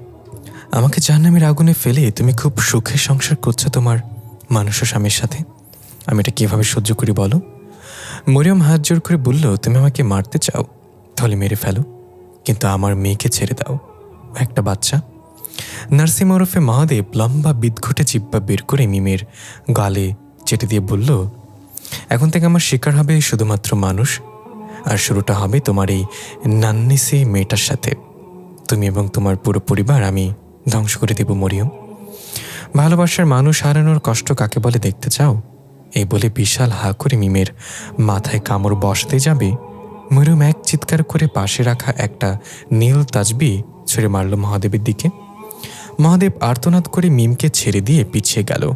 মরিয়ম এক লাফে গিয়ে ক্রন্দনরত মিমকে ধরে ফেলল এবং জড়িয়ে ধরে দৌড়ে নামাজের রুমের বাইরে এসে পড়ল। মহাদেব হিংস্র পশুর মতো গর্জন দিয়ে মরিয়মের ওপর আক্রমণ করতে আসলো। তখনই হঠাৎ সেখানে পারুল দেবী চলে আসলো এবং পবিত্র গঙ্গার জল ছিটিয়ে দিল মহাদেবের দিকে। মহাদেব চিৎকার করে উঠল। পারুল দেবীর সাথে সাথে মহাদেবকে ঘিরে একটা অদৃশ্য গোল বৃত্ত এঁকে দিল। মহাদেবের হুঙ্কার ছেড়ে বলল, মূর্খ মহিলা, আমি মহাদেব, আমাকে এই সামান্য বৃত্তিতে কখনো আটকাতে পারবি না। এই বলে মহাদেব এক ঝটকায় অদৃশ্য বৃত্ত ভেঙে ফেলল এবং পারুল দেবীকে এক আঘাতে উড়িয়ে নিয়ে দেয়ালের সাথে বাড়ি মেরে ফেলে দিল। মরিয়ম মিমকে কোলে নিয়ে হাঁটু গেড়ে বসে পড়ল কাঁদতে কাঁদতে এবং বলল, তুমি তো আমাকে ভালোবাসতে নার্সিমা, নিজের ভালোবাসাকে কেউ আঘাত করতে পারে? মহাদেব এক ঝটকায় গিয়ে মরিয়মের বুকে লাথি মেরে ছিটকে ফেলে দিল তাকে। মিমকে তখনও ছাড়িনি মরিয়ম। লাথি তীব্রতা এত জোর ছিল যে মরিয়মের মুখ দিয়ে রক্ত বের হয়ে এলো। মহাদেব এবার মরিয়মের গলায় পাড়া দিয়ে বলল, যে তোমাকে ভালোবাসত তাকে তুমি সেদিনই মেরে ফেলেছ। এখন যে তোমার সামনে দাঁড়িয়ে আছে সে হলো তার রাক্ষস অবতার। তুমি তোমার এই ছোট মেয়েকে অনেক ভালোবাসো, তাই না? তোমার চোখের সামনে তাকে মেরে আমি বুঝে দেব আমি কতটা কষ্ট পেয়ে মরেছিলাম। এই বলে মরিয়মের কোল থেকে মিমকে ছিনিয়ে নেওয়া চেষ্টা করতে লাগলো। মরিয়ম শক্ত করে মিমকে জড়িয়ে ধরে রেখেছিল আর বারবার বলছিল এটা না করতে। তখনই পিছন থেকে আহত পারুল দেবী আবার গঙ্গা জল ছিটিয়ে দিল মহাদেবের ওপর। মহাদেব আবার আর্তনাদ করে পিছিয়ে গেল। পারুল দেবী আবার একইভাবে অদৃশ্য এক বৃত্ত তৈরি করে বলল, মরিয়ম, রুকাইয়ার আয়াত পড়ো তাড়াতাড়ি। মরিয়ম টনক নড়ল এতক্ষণে, চোখ বড় করে তাড়াতাড়ি রুকাইয়ার আয়াত পড়া শুরু করল। মহাদেব চিৎকার করে বৃত্ত ভাঙার চেষ্টা করতেই পারুল দেবী আবার গঙ্গার জল ছিটিয়ে দেয় তার ওপর এবং বিড়বিড় করে হনুমান চল্লিশা পরে বৃত্তের ওপর ফু দেয়। এতে করে মহাদেব এবার কিছুতেই আর বৃত্ত ভাঙতে পারছে না। বৃত্তের ভেতর থেকে হিংস্র পশুর মতো গর্জন হুঙ্কার দিয়ে যাচ্ছে আর বলছে, মরবি তোরা, কেউ বাঁচবি না। মহাদেব ধীরে ধীরে দুর্বল হতে লাগলো, তার হুঙ্কারের আওয়াজও কমে আসতে লাগলো। পারুল দেবী তার মন্ত্র পড়তে পড়তে একটা লাল সুতো ছুঁড়ে মারল বৃত্তের ভেতরে। পারুল দেবী বলল, মরিয়ম, কোনোভাবেই রুকাইয়া থামানো যাবে না। আমি ওকে এই সুতোর মাঝে বন্দি করে নেব। ও হিন্দু ধর্মাবলম্বী হওয়ায় আমার মন্ত্র অনেক দুর্বল হয়ে গিয়েছে। ওকে এখন বন্দি করার জন্য তোমার রুকাইয়া চালিয়ে যাওয়া লাগবে। মরিয়ম কান্নার জন্য আয়াত উচ্চারণ করতে পারছে না। মহাদেব বৃত্তের মাঝে কাতরাচ্ছে। অবশেষে ধীরে ধীরে কালো ধোঁয়ার ন্যায় মহাদেব লাল সুতোর মাঝে প্রবেশ করে নিল। মরিয়ম মিমকে নিয়ে ধপাস করে বসে পড়ল হাউমাউ করে কান্না করতে করতে। দৃশ্য ফিরে আসে বর্তমানে। সর্দার এই পর্যন্ত বলে থামল। সবাই তাকিয়ে আছে চুপ করে, কারোর মুখে কোনো কথা নেই। সর্দার আবার বলল, নার্সিমা যে মরিয়মকে লাথি মেরেছিল বুকে, তার প্রভাব রয়ে গিয়েছিল এবং সে আঘাতই তাকে ধীরে ধীরে মৃত্যুর দিকে নিয়ে গিয়েছে। সে তার পূর্ণ শক্তি ফিরে পাওয়ার আগেই মৃত্যুবরণ করেছিল। মিমের চোখ জুড়ে অশ্রু গাল বেয়ে পড়ছে। মা আমাকে বাঁচানোর জন্য কত কি করেছে, এটা ভাবতেই মিম কান্নায় ভেঙে পড়ল। কিন্তু জিদান খুব শান্ত গলায় জিজ্ঞাসা করল, মহাদেব না হয় আমার মাকে না পাওয়ার কষ্টে আমাদের পুরো পরিবার ধ্বংস করে দিতে চেয়েছিল, তাহলে আপনি কাকে না পাওয়ার কষ্টে আপনার মেয়েকে আমাদের পেছনে লেলিয়ে দিয়েছেন? আপনার উদ্দেশ্য কি সর্দার? এমন প্রশ্ন শুনে সবাই চমকে গেল। এমনকি সর্দারও থতমত খেয়ে গেল এক মুহূর্তের জন্য। সর্দারকে চুপ থাকতে দেখে জাকার্তা বলল, কেন বাবা, তার প্রশ্নের উত্তর দিন। তখনই হঠাৎ তাঁবুর কাপড় ছিঁড়ে ঝড়ের মতো কিছু একটা আছড়ে পড়ল। সবাই চমকে গেল। সর্দার বসা থেকে উঠে গেল। জিদান অবাক হয়ে বলল, সৌম্য তুই? সৌম্যর ভেতর থেকে এক ধোঁয়া বের হয়ে রূপ নিল ঝিরির। সর্দার ঝিরিকে দেখে আবেগে আপ্লুত হয়ে কিছু বলতে যাবে তার আগেই ঝড় বাতাসের মতো কারোর আবির্ভাব ঘটল এবং তার দারাজ কণ্ঠে শোনা গেল, সর্দার, আপনার গল্পে কিছুটা মিসিং। সবাই অবাক হয়ে তাকালো। ভয় গ্রামবাসী আতকে উঠে দুই দিকে সরে গেল। সর্দার অবাক হয়ে বলল, মহাদেব?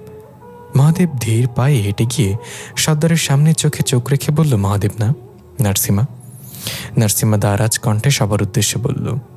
সর্দার ততটুকুই বলেছে যতটুকু তার পক্ষে যায়। এখন আমি বলবো গল্পের শিখর কোথায়। দৃশ্য চলে যায় অতীতে। মরিয়মকে হারিয়ে নার্সিমা পাগলের মতো হয়ে গিয়েছে।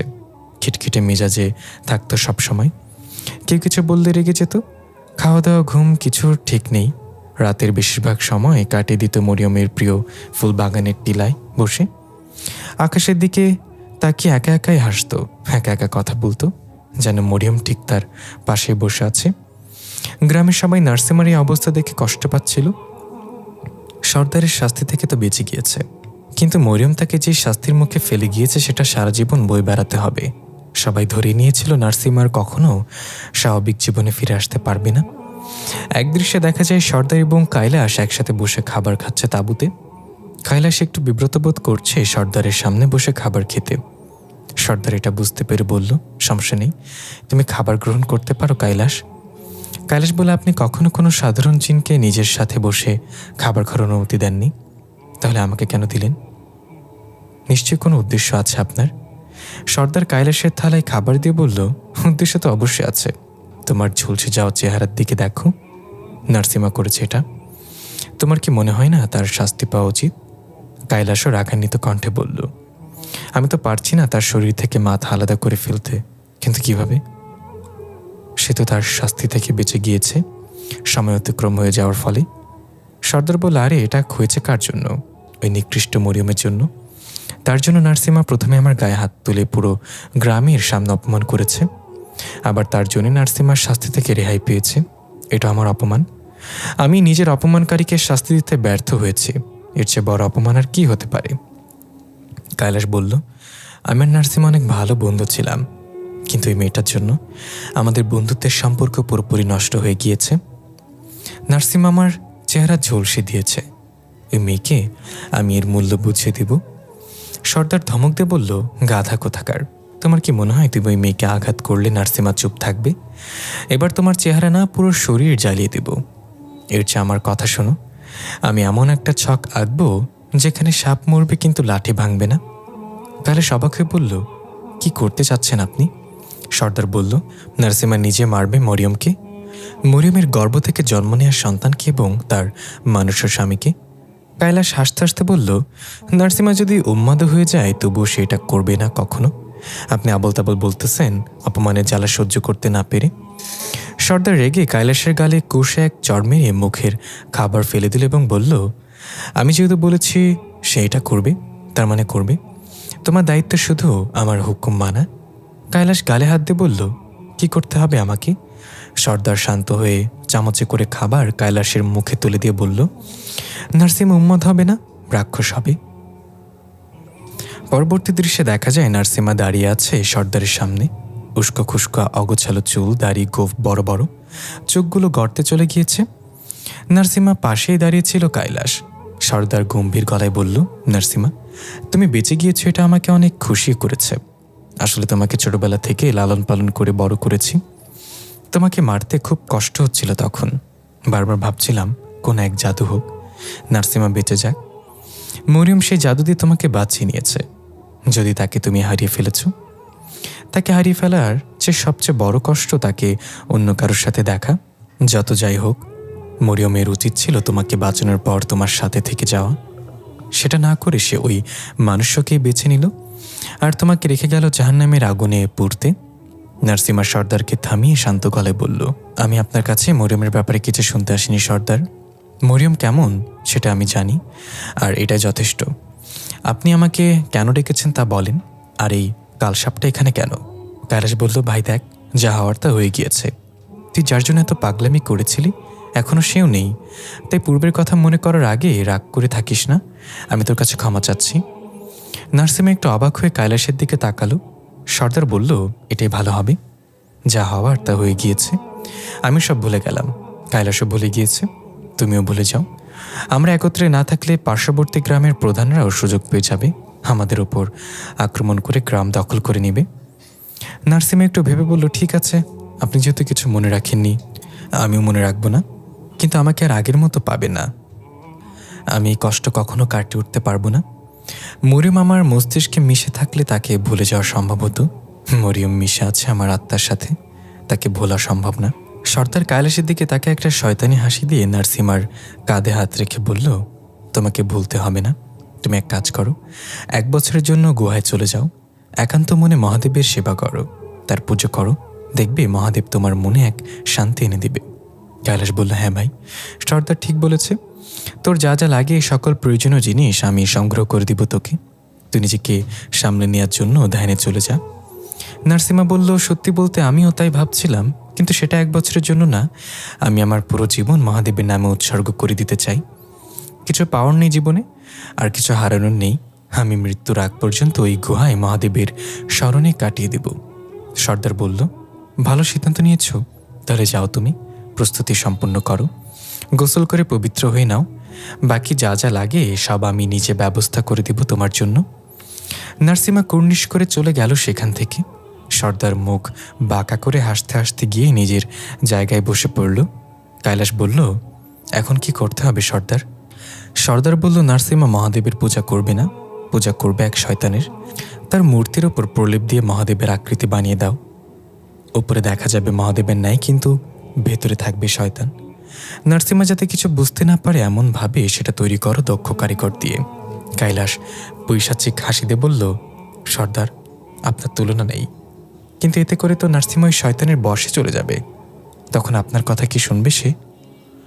সর্দার বলল, শুনবে শুনবে, কারণ এই শয়তান আমি অন্ধকূপের অতল গহ্বর থেকে বের করে আনব।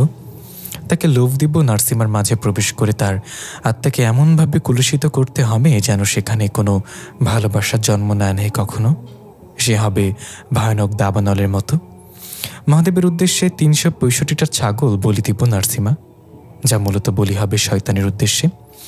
আর এতে করে সে হয়ে উঠবে সবচেয়ে শক্তিশালী রাক্ষস। তার কোনো হিতাহিত জ্ঞান থাকবে না, আর আমি তাকে দিয়েই মারব ওই নিকৃষ্ট মরিয়ম এবং তার পুরো পরিবারকে। কাইলাস বলল, কিন্তু কিভাবে? ওই শয়তান কেন নার্সিমাকে বশ করে মরিয়ম তার পুরো পরিবারকে মারবে? তার সাথে তো মরিয়মের কোনো শত্রুতা নেই। সর্দার নিজের জামার ভেতর থেকে একটা ছোট্ট তাবিজের মতো পুটলি বের করে কৈলাসের দিকে এগিয়ে দিয়ে বলল, কারণ এই শয়তান থাকবে আমার বশে, আমি তাকে যা বলবো সে তাই করবে। তাকে বলা হবে মরিয়ম এবং তার পুরো পরিবারকে শেষ করলেই তার মুক্তি পাওয়ার আগে সে নার্সিমাকে ভেতর থেকে মেরে তারপর বের হবে। আর এভাবেই আমি আমার প্রতিশোধ পূর্ণ করব। কৈলাস হাসতে হাসতে বলল, কিছু মনে করবে না সর্দার, আপনি একটা পাক্কা হারামি। পরবর্তী দৃশ্যে দেখা যায় নারসিমা মহাদেবের মূর্তির সামনে বসে সম্পূর্ণ ধ্যানে মগ্ন। পুরো গুহা এক ধরনের লাল আলোতে পরিপূর্ণ। আলোটা আসছিল বিশেষ এক ধরনের পোকার শরীর থেকে। নারসিমা ঘূর্ণাক্ষরে টের পেল না মহাদেবের মূর্তি মনে করে সে শয়তানের পূজা করছে। কৈলাস তার পেছনে বসে আছে।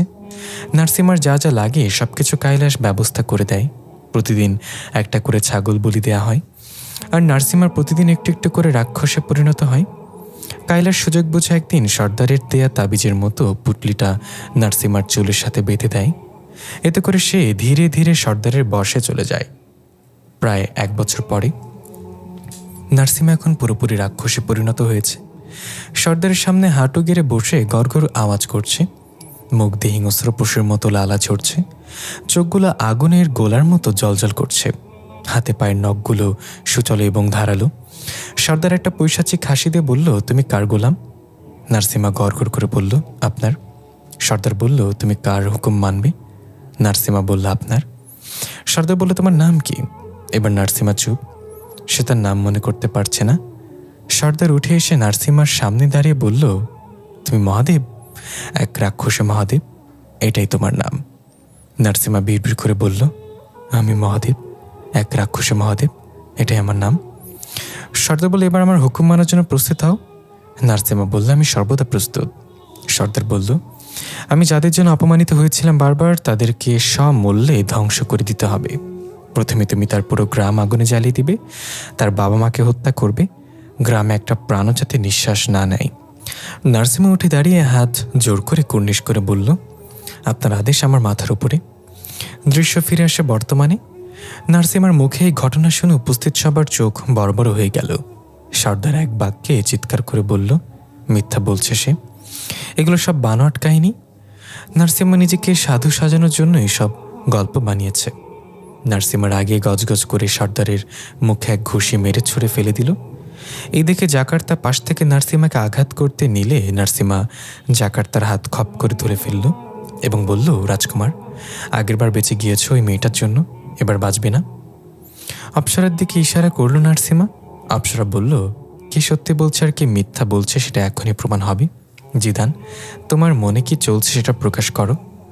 জিদান অপ্সরার দিকে না তাকিয়ে মিমের হাত ধরে হেঁটে গিয়ে নারসিমার সামনে দাঁড়ালো এবং বলল, আমাদের দুজনকে চিনেন? নারসিমা এবার খুব সুন্দর করে হেসে দুহাত জিদান এবং মিমের গালে দিয়ে বলল, তোমার আমার মরিয়মে রেখে যাওয়া শেষ স্মৃতি, আমাকে ক্ষমা করে দিও, আমি তোমাদেরকে নিজের অজান্তে আঘাত করেছি। মিম বলল, আপনি কি আমার মাকে মেরেছেন, তারপর বাবাকে মেরেছেন? নারসিমা এবার আবেগে আপ্লুত হয়ে ফুপিয়ে কান্না করে দিয়ে বলল, আমি আমার মরিয়মের গায়ে একটা ফুলের টোকাও দেইনি। সজ্ঞানে আমি মরিয়মকে মারিনি, তোমাদের বাবাকেও মারিনি। সর্দার কোকড়াতে কোকড়াতে উঠে আবার হুঙ্কার দিয়ে বলল, মরিয়ম তোর লাথির আঘাতেই তিলে তিলে মরেছে, তুই মরিয়মের খুনি। নারসিমার আবেগী চেহারাটা আবার আগুনের রূপ হয়ে এক ঝটকায় গিয়ে সর্দারের গলা চেপে ধরে মাটির সাথে লেগে চেপে ধরে বলল, মনে আছে? ঠিক এভাবে আমি সেদিন আপনার গলা চেপে ধরেছিলাম মরিয়মের জন্য। আজকে আবার সেই মরিয়মের জন্য একই ঘটনার পুনরাবৃত্তি।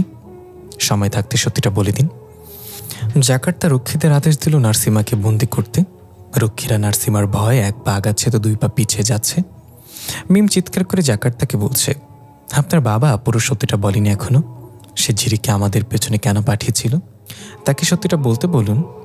ঝিরি তখন পেছনে সৌম্যর সাথে দাঁড়িয়েছিল। জাকার্তা ঝিরির দিকে তাকালো। ঝিরি এবার কর্কশ গলায় বলে উঠল, বাবাকে ছেড়ে দাও, আমি সব কিছু বলছি। নারসিমা পেছনে রক্তচক্ষু দিয়ে তাকিয়ে ঝিরির দিকে বলল, তাহলে বলো। জিদান বলল, আপনি দয়া করে শান্ত হন, সর্দারকে ছেড়ে দিন, সে মরে যাবে। নারসিমা ধীরে ধীরে সর্দারের গলা থেকে নিজের হাত সরিয়ে নিল। সর্দার কাশতে লাগলো মাটির সাথে জোরে জোরে শ্বাস নিয়ে। এদিকে দেখা যায় অপ্সরা আস্তে আস্তে কাশি দিচ্ছে। সবার অগোচরে তাঁবু থেকে বের হয়ে গেল অপ্সরা। বাইরে এসে জোরে জোরে কাশতে লাগলো। হাত দিয়ে দেখলো কাশির সাথে রক্ত আসছে মুখ দিয়ে, তবে এবার রক্তের রং কিছুটা ভিন্ন এবং পরিমাণেও খুব কম। আগে আরও বেশি রক্ত আসতো আর রং ছিল বিষাক্ত।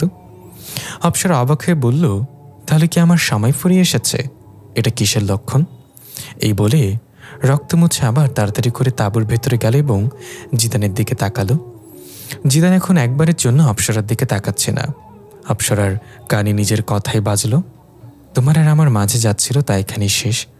আমার দিকে যদি চোখ তুলে তাকাও দ্বিতীয়বার, তাহলে আমি নিজের চোখ উপড়ে ফেলবো। ততক্ষণে ঝিরি বলতে শুরু করেছে, নার্সিমা এতক্ষণ যা বলেছে সব সত্যি। সেদিন যখন নার্সিমা মরিয়মের গ্রাম জ্বালিয়ে দেয় বাবার হুকুমে, তার বাবা মাকে হত্যা করে, পাশাপাশি গ্রামের সবাইকে হত্যা করে, তখন বাবা তার দ্বিতীয় আদেশ দেয় মরিয়ম এবং তার ছোট মেয়েকে মেরে ফেলে, তারপর তার স্বামীকে। তারা তোমাকে ধোঁকা দিয়েছে। মরিয়ম তোমার সাথে ভালোবাসার নাটক করে তোমার জীবন ধ্বংস করে দিয়েছে। তুমি এখন তাদেরকে ধ্বংস করে দাও। সর্দারের হুকুমে মহাদেব ওরফে নার্সিমা মরিয়মকে হত্যা করতে যায়, কিন্তু সে কোনোভাবে ব্যর্থ হয়ে এবং বন্দী হয়ে যায়, যা ছিল সর্দারের কাছে অকল্পনীয়। সর্দার রাগে ফেটে পড়ে।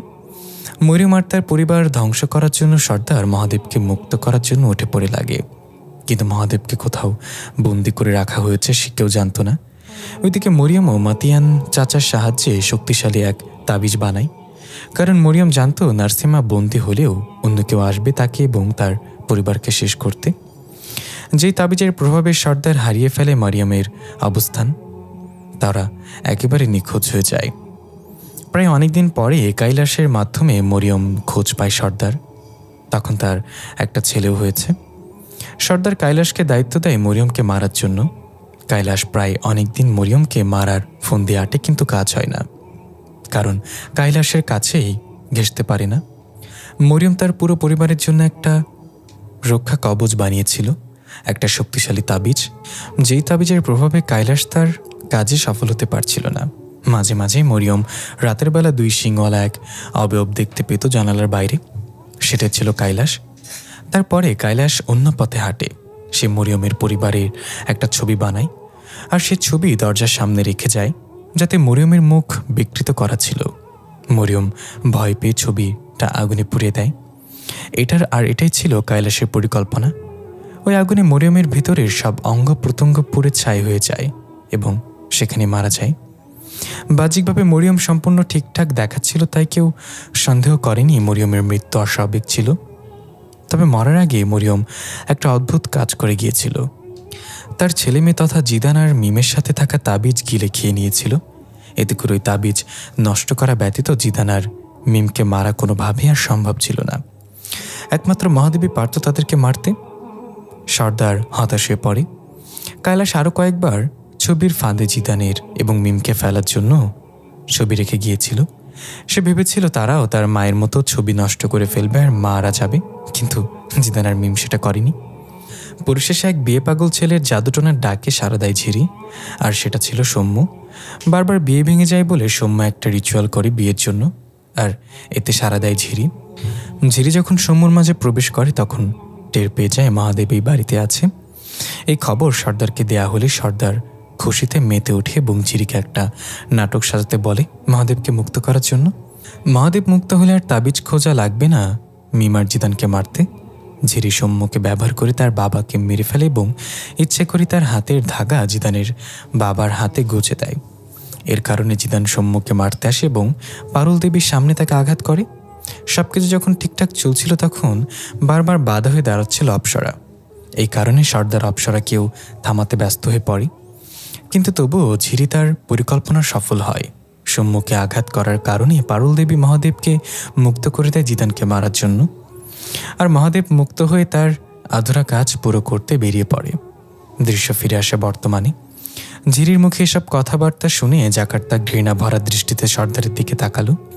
সর্দার রাগে গজগজ করে ঝিরিকে বলল, তুই সব কেন করলি? ঝিরি বলল, বাবা, আর কোনো রাস্তা খোলা নেই, হয়তো এখন মরতে হবে, না হয় মারতে হবে। এটা বলতেই সেখানে আক্রমণ করে দিল ইনাল কাবিলার সৈন্যরা বিশাল বাহিনী নিয়ে। আকস্মিক আক্রমণে সবাই দিক বেদিক হয়ে ছড়িয়ে ছিটে গেল। নার্সিমা অবাক হয়ে ভাবতে লাগলো ইনাল সৈন্যরা কেন আক্রমণ করলো। সর্দার নির্দিষ্ট দূরত্ব থেকে বজায় রেখে চিৎকার করে বলল, নার্সিমা, আজকে এখানে 70 মৃত্যু হবে আর জয় হবে আমাদের। ইনালদের 50,000 স্বর্ণ মুদ্রা দেওয়ার প্রতিশ্রুতি দিয়েছি, আর তোকে আর মরিয়মের বংশকে মারার জন্য। বাবা, এখনো সময় আছে, এগুলো বন্ধ করো। নিজের অপরাধ স্বীকার করে আত্মসমর্পণ করো, অপরাধ আর বাড়িও না। জাকার্তার ঔদ্ধত্যপূর্ণ এমন কথা শুনে সর্দার কর্কশ গলায় বলল, তোকে আমার ছেলে বলতে লজ্জা হচ্ছে? তুই আমার পক্ষ না নিয়ে তাদের পক্ষে কথা বলছিস? যারা তোর বাবাকে অপমান অপদস্থ করেছিল, তুই আমার ছেলে না, আমার শুধু একটা সন্তান, সেটা হলো ঝিরি। জাকার্তা অবাক হয়ে বলল, বাবা, এটা আপনি কি বলছেন? পাগল হয়ে গেছেন আপনি? সর্দার আর কিছু না বলে রাগান্বিত এক দৃষ্টিতে তাকিয়ে চলে গেল সেখান থেকে। কয়েকজন রক্ষী নিয়ে বিপুল পরিমাণ স্বর্ণমুদ্রার সাথে করে সর্দার পালিয়ে যাওয়ার জন্য তৈরি হলো। এদিকে ইনাল সৈন্যদের সাথে তুখুর লড়াই শুরু হয়ে গিয়েছে। তাঁবুতে তাঁবুতে আগুনের ছড়াছড়ি। সাধারণ জিনেরা ছোটাছুটি করছে নিজেদের যান বাঁচাতে। আহতদের আর্তনাদে বাতাস ভারী হয়ে গিয়েছে। নার্সিমা এখন আর রাক্ষস নেই, তাই তার শক্তি অনেকাংশে কমে গিয়েছে। তবুও নিজের পুরো শক্তি দিয়ে জিদান আর মিমকে সুরক্ষিত রাখার চেষ্টা করছে। জিদান আর মিম নার্সিমার আড়ালে লুকিয়ে আছে। নার্সিমা বলছে, তোমরা ভয় পেও না বাচ্চারা, আমি থাকতে কেউ তোমাদের কাছে আসতে পারবে না। নার্সিমা এক এক করে ইনাল সৈন্যদের মেরে শরীরের থেকে মাথা আলাদা করে ফেলেছে। মিম বলল, আমাদের কাছেও কোনো হাতিয়ার অথবা তরবারি দিন, আমরাও লড়াই করতে পারবো। নার্সিমা বলল, কখনো লড়াই করেছ? জিদান বলল, হ্যাঁ, ছোটবেলায় খেলার মাঠে বন্ধুদের সাথে অনেক করেছি। মিম বলল, আমিও করেছি। জিদান বলল, তুই যেটা করেছিস ওটা লড়াই না, চুল ছেঁড়াছেড়ি। মিম বলল, তুই চুপ থাক। নার্সিমা, আমাদের হাতিয়ার দিন, আমরা আপনাকে সাহায্য করছি। নার্সিমা ইনাল সৈন্যদের মারতে মারতে বলল, আচ্ছা মনে কর তোমাদের ইনাল সৈন্যরা ঘিরে ফেলেছে চারিদিকে থেকে, তখন কি করবে? জিদান বলল, আমার পঞ্চম দিক দিয়ে পালিয়ে যাব, তাই না বুবু? বলল, হ্যাঁ অবশ্যই, ভাগাভাগিতে আমাদের কেউ বিট করতে পারবে না, তাই বলছে আমাদেরকে সাহায্য করতে দিন। আপনি একটা পারবেন না? নার্সিমা বলল, আমি কোথায় একা? ওই মেয়েটাকে দেখো, মেয়ে তো নয়, যেন আগুনের স্ফুলঙ্গি, কি যেন তার নাম। জিদান ওইদিকে না তাকিয়ে বলল, অপ্সরা। দেখা গেল অপ্সরা হিংস্রতার চরম পর্যায়ে গিয়ে ইনাল সৈন্যদের মেরে তাদের শরীর ছিঁড়ে ছিঁড়ে ছুঁড়ে মারছে, পেটের ভিতরে হাত ঢুকিয়ে দিয়ে কলিজা বের করে নিয়ে আসছে। অপ্সরার চোখে মুখে ইনালদের রক্তের ছেটা ভয়ানক দেখাচ্ছে তাকে এই মুহূর্তে। কয়েকজন ইনাল সৈন্য একসাথে আক্রমণ করলো অপ্সরার ওপর। অপ্সরা হাত থেকে এক অদৃশ্য চাকু বের করে বিদ্যুৎ গতিতে সবার গলা কেটে দিল। অপ্সরা থেমে গেলে এক এক করে তাদের শরীর থেকে মাথাগুলো টুপটুপ করে পড়ে গেল। অপ্সরা হাঁপাতে হাঁপাতে নিজের নাকে হাত দিল। অবাক হয়ে দেখলো কোনো রক্ত আসছে না। মুখের ভেতর পরীক্ষা করলো, কোনো রক্ত আসেনি। অথচ আগে নিজের উপর সামান্য চাপ সৃষ্টি করলেই নাক কান দিয়ে রক্ত বেরিয়ে আসতো, তাহলে এখন আসছে না কেন? তাহলে কি আমি সুস্থ হতে শুরু করেছি? কিন্তু তা কিভাবে সম্ভব? তখনই দেখা যায় জাকার্তা এক ইনাল সৈন্যকে বর্ষার মাথায় গেঁথে উঁচু করে ধরে চিৎকার করে বলল, নার্সিমা, সর্দার পালাচ্ছে, তাকে আটকাও। নার্সিমা এক ইনাল সৈন্যর মাথা মোটকে দিয়ে তাকিয়ে দেখল সর্দার কয়েকজন রক্ষী নিয়ে মরুভূমির বালু উড়িয়ে দ্রুত গতিতে পালিয়ে যাচ্ছে। নার্সিমার আগে চোখ দুটো লাল করে বলল, সে পালিয়ে গেলে মরিয়মের আত্মা শান্তি পাবে না, তাকে তো মরতেই হবে। এই বলে নিজের হাত থেকে দুইটা আগুনের তরবারি বের করে জিদান এবং মিমের হাতে দিয়ে বলল, দুজন আলাদা হবে না, একজন আরেকজনকে রক্ষা করবে। আমি তাকে জীবিত অথবা তার কাটা মাথা নিয়ে ফিরে আসব। মিম বলল, আমাদের জন্য চিন্তা করবেন না, আমার মায়ের খুনিকে তার প্রাপ্য বুঝিয়ে দিন। নার্সিমা এক পৈশাচিক হাসি দিয়ে এক ছুটে চলে গেল। তখনই দুজন ইনাল সৈন্য জিদান এবং মিমের দিকে তেড়ে এলো। জিদান বলল, বুবু তুই ডাইন পাশেরটা দেখ, আমি বাম পাশেরটা দেখছি। মিম বলল, না ভাই, ডাইন পাশেরটা বেশি মোটা তাজা, ওটা তুই সামলা, আর বাম পাশেরটা সামলাচ্ছি। জিদান রেগে বলল, আমি ছোট মানুষ, তুই আমাকে মোটা তাজাটা কেন দিচ্ছিস? সবসময় তো বড়টাই তুই নিচ্ছস, বড় মাছের মাথা, বড় মাছের টুকরা, মুরগির রানের পিস তোর থালায়, বড় চকলেট তোর ভাগে, তাহলে এখন এই বৈষম্য কেন? মিম জিদানের কান টেনে ধরে বলল, হারামি, আমি মাইয়া মানুষ, এটুকু বৈষম্য আমার অধিকার, বেশি কথা না বলে যা বলছি তাই কর। এদিকে দুই ইনাল সৈন্য হা ঘুরে দাঁড়িয়ে আছে, তারা নিজেরাই ঝগড়া করছে কেন? আমরা তো এসেছি তাদের মারতে। দুজনের অপেক্ষা না করে হুঙ্কার দিয়ে তেড়ে আসলে জিদান এক ধমকে তাদেরকে থামিয়ে দিয়ে বলল, আরে ভাই দাঁড়া একটু, এখনো সিদ্ধান্ত নিতে পারিনি কার ভাগে কে পড়েছে, আর তোরা করে তেড়ে আসছিস কেন? একটু ধৈর্য ধর, এত তারা কিসের? আগের একটা ভিত করে নেওয়া যাক। দেখ বুবু, কাঞ্চার বলছি, সবসময় তুই আমার সাথে এমন করস, আমি সিকনা সাকনা ওইটার সাথে লড়াই করব, তুই মোটা তাজাটা নেই। মিম বলে, দেখ এমন করলে কিন্তু আমি লড়াই করব না। এ ভাই, আপনারা জানতো এখন আমার মুডটাই নষ্ট করে দিয়েছে জিতেন না। ইনাল সুন্দরা হাঁ করে তাকিয়ে উল্টো ঘুরে চলে যাচ্ছিল মিমের কথা মতো। একটু গিয়ে হঠাৎ তারা থেমে গিয়ে বলল, কিন্তু আমরা চলে যাচ্ছি কেন তার কথায়? পেছনে তাকাতে কিছু বুঝে ওঠার আগে জিদান এবং মিম দৌড়ে এসে দুজনের পেট তরবারি ঢুকিয়ে দিল। দুজন মাটিতে লুটিয়ে পড়তে পড়তে বলল, ভাই বোন দুইটাই চিটার। মিম এবং জিদান হাই ফাইভ দিয়ে হাসতে হাসতে বলল, yes yes we did it. তখনই মিম জিদানের দিকে তাকে অবাক হয়ে বলল, তোর নাক দিয়ে রক্ত বের হচ্ছে কেন? জিদান হাত দিয়ে নাকে স্পর্শ করে হাত চোখের সামনে এনে দেখলো কালো কুচকুচে রক্ত। একটু মুচকে এসে বললো, এটা কিছু না, তরবারির হাতলের সাথে গোতা খাইছি। মিম বলল, তরবারি চালাতো তো জানোস না, তাহলে ধরলি কেন? তখনই আরও কিছু ইনাল শূন্য সেখানে চলে আসলো এবং দুজনকে ঘিরে ধরল। মিম একটু ঘাবড়ে গিয়ে তরবারি উঁচু করে ধরে ফেলল। এখন কি করবে? জিদান বলল, সবসময় যেটা করেছি, ভাগ বুবু ভাগ। এদিকে দেখা যায় একটা বড় মাটির হাড়ির আড়ালে লুকিয়ে আছে সৌম্য। এক চোখ বের করে এত অগ্নিকাণ্ড আর মারামারি দেখে কাঁদতে কাঁদতে বলল, কিসের মাঝে ফেসে গেলাম? এই জন্যই গুরুজনেরা বিয়ে শাদী করতে না করে। বিয়ের প্যারায় কি বিপদ ঘাড়ে টেনে আনলাম। আজকে মনে হয় বেঁচে ফেরা হবে না। তখনই একটা তীর এসে মাটির হাড়িটা ভেঙে টুকরো টুকরো করে ফেলল। ভেতর থেকে পানি গড়িয়ে চারিদিকে ছেয়ে গেল। সৌম্য এক ইনাল সৈন্যর নজরে পড়ে গেল। সে ঘোড়ায় করে ছুটে আসলো সৌম্যকে মারার জন্য। সৌম্য দৌড় দিল আর বলল, আরে আমি কেন? আমি তো এই গ্রামের কেউ না, বিয়ে করতে গিয়ে ফেসে গেছি। ঘোড়ায় চড়া ইনাল সৈন্য সৌম্যকে আঘাত করতে যাবে তার আগে ঝিরি এক টানি সৌম্যকে সরিয়ে নিল। দুজন মাটিতে পড়ে গেল। ঝিরি সৌম্যর বুকের ওপর পড়ল। সৌম্য অবাক দৃষ্টিতে ঝিরির চোখে তাকিয়ে বলল, হিংস্রতার সাইডে রাখলে তুমিও কিন্তু অপসরার মতোই মায়াবী।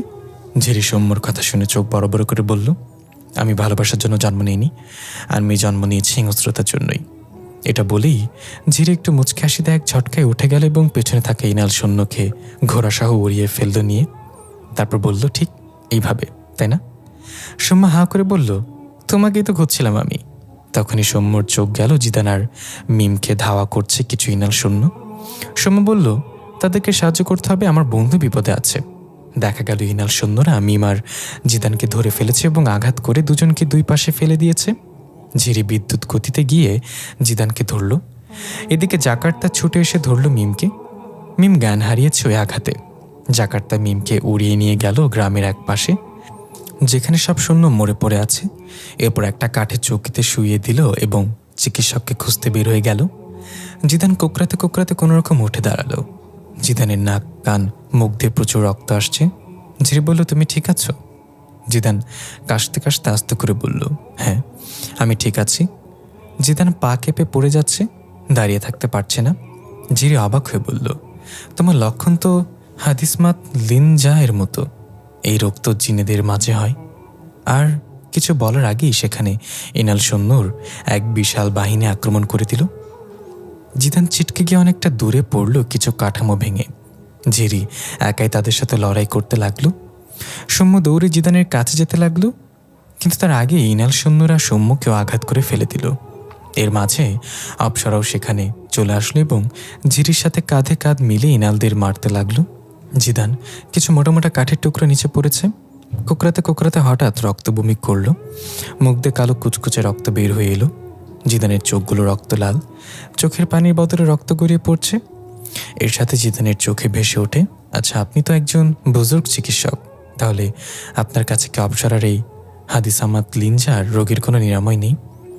জিদানের কথায় চিকিৎসক একটু ভেবে বলল, এটা তোমাদের ক্যান্সারের মতোই, ৯৯ ভাগ জিনের এই রোগে মারা যায় আর ১ ভাগ ভাগ্যর জোরে বেঁচে যায়, তাও অন্য কাউকে কুরবানি দিয়ে।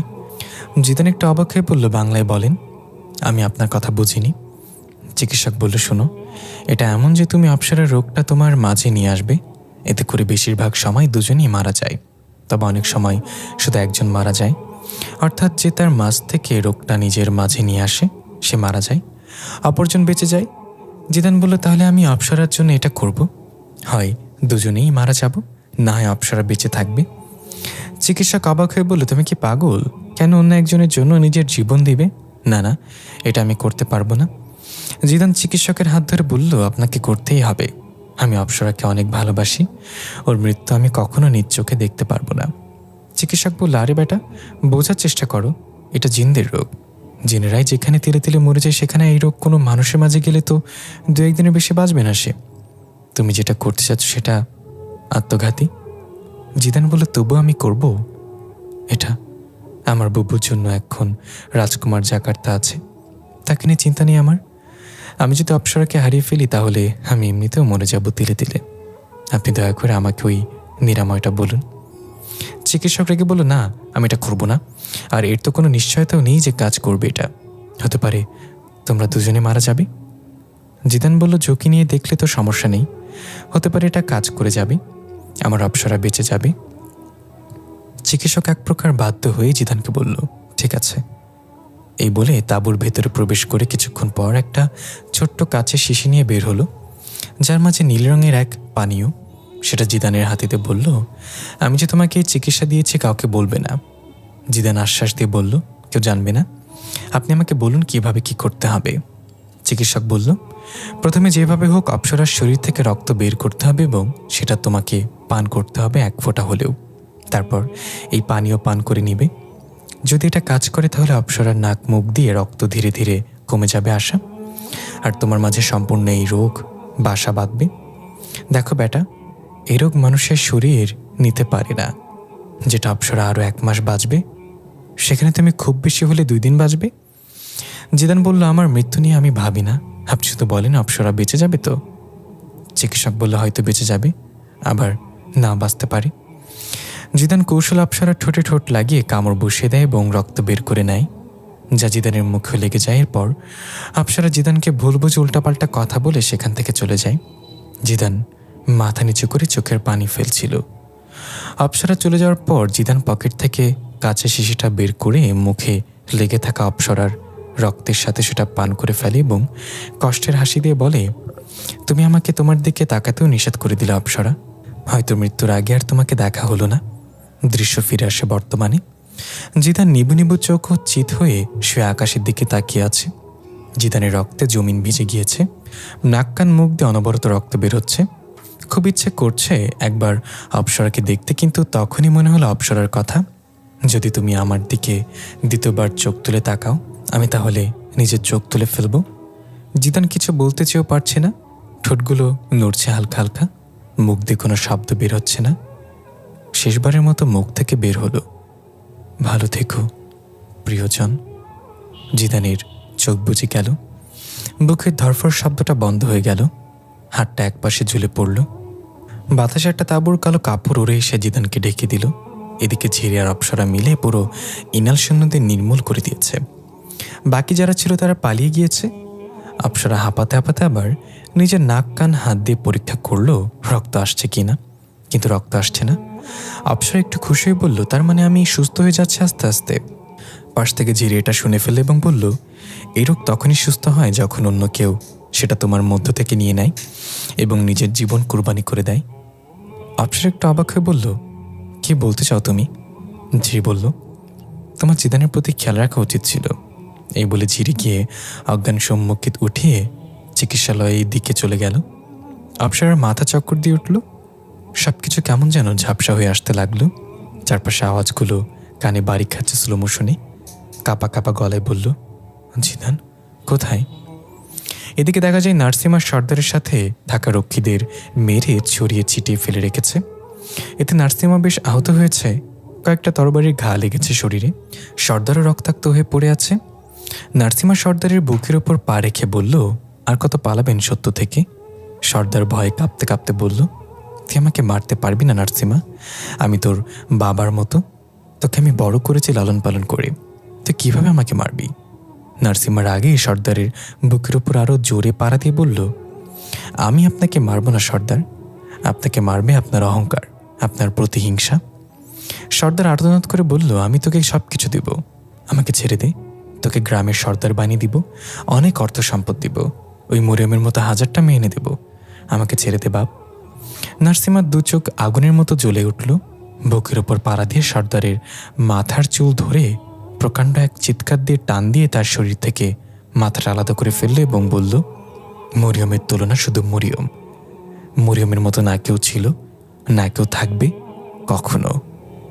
এই বলে সর্দারের মাথা আকাশের দিকে ছুঁড়ে মেরে চিৎকার করে বলল, এটা তোমার জন্য উৎসর্গ করলাম মরিয়ম। নার্সিমা হাঁটু গেড়ে বসে কান্নায় ভেঙে পড়ল। এদিকে চিকিৎসক মিমকে চিকিৎসা দিয়ে জ্ঞান ফিরিয়ে এনেছে। জাকার্তা পাশে দাঁড়িয়েছিল। মিম ধীরে ধীরে চোখ খুললে জাকার্তা জিজ্ঞাসা করল, তুমি ঠিক আছো? মিম আস্তে আস্তে বলল, আমার ভাই কোথায়? তখনই ঝিরি সম্মুখে নিয়ে সেখানে প্রবেশ করল এবং বলল, তোমার ভাই হয়তো আর বেঁচে নেই। এটা শুনে মিম কান্না করে দিয়ে চৌকি থেকে নেমে বলল, কি বলছো তুমি? ঝিরি চিকিৎসকের দিকে তাকিয়ে বলল, কি আমি ঠিক বলছি তো? চিকিৎসক আমতা আমতা করতে লাগলো। মিম এক দৌড়ে ছুটে গেল কাঁদতে কাঁদতে।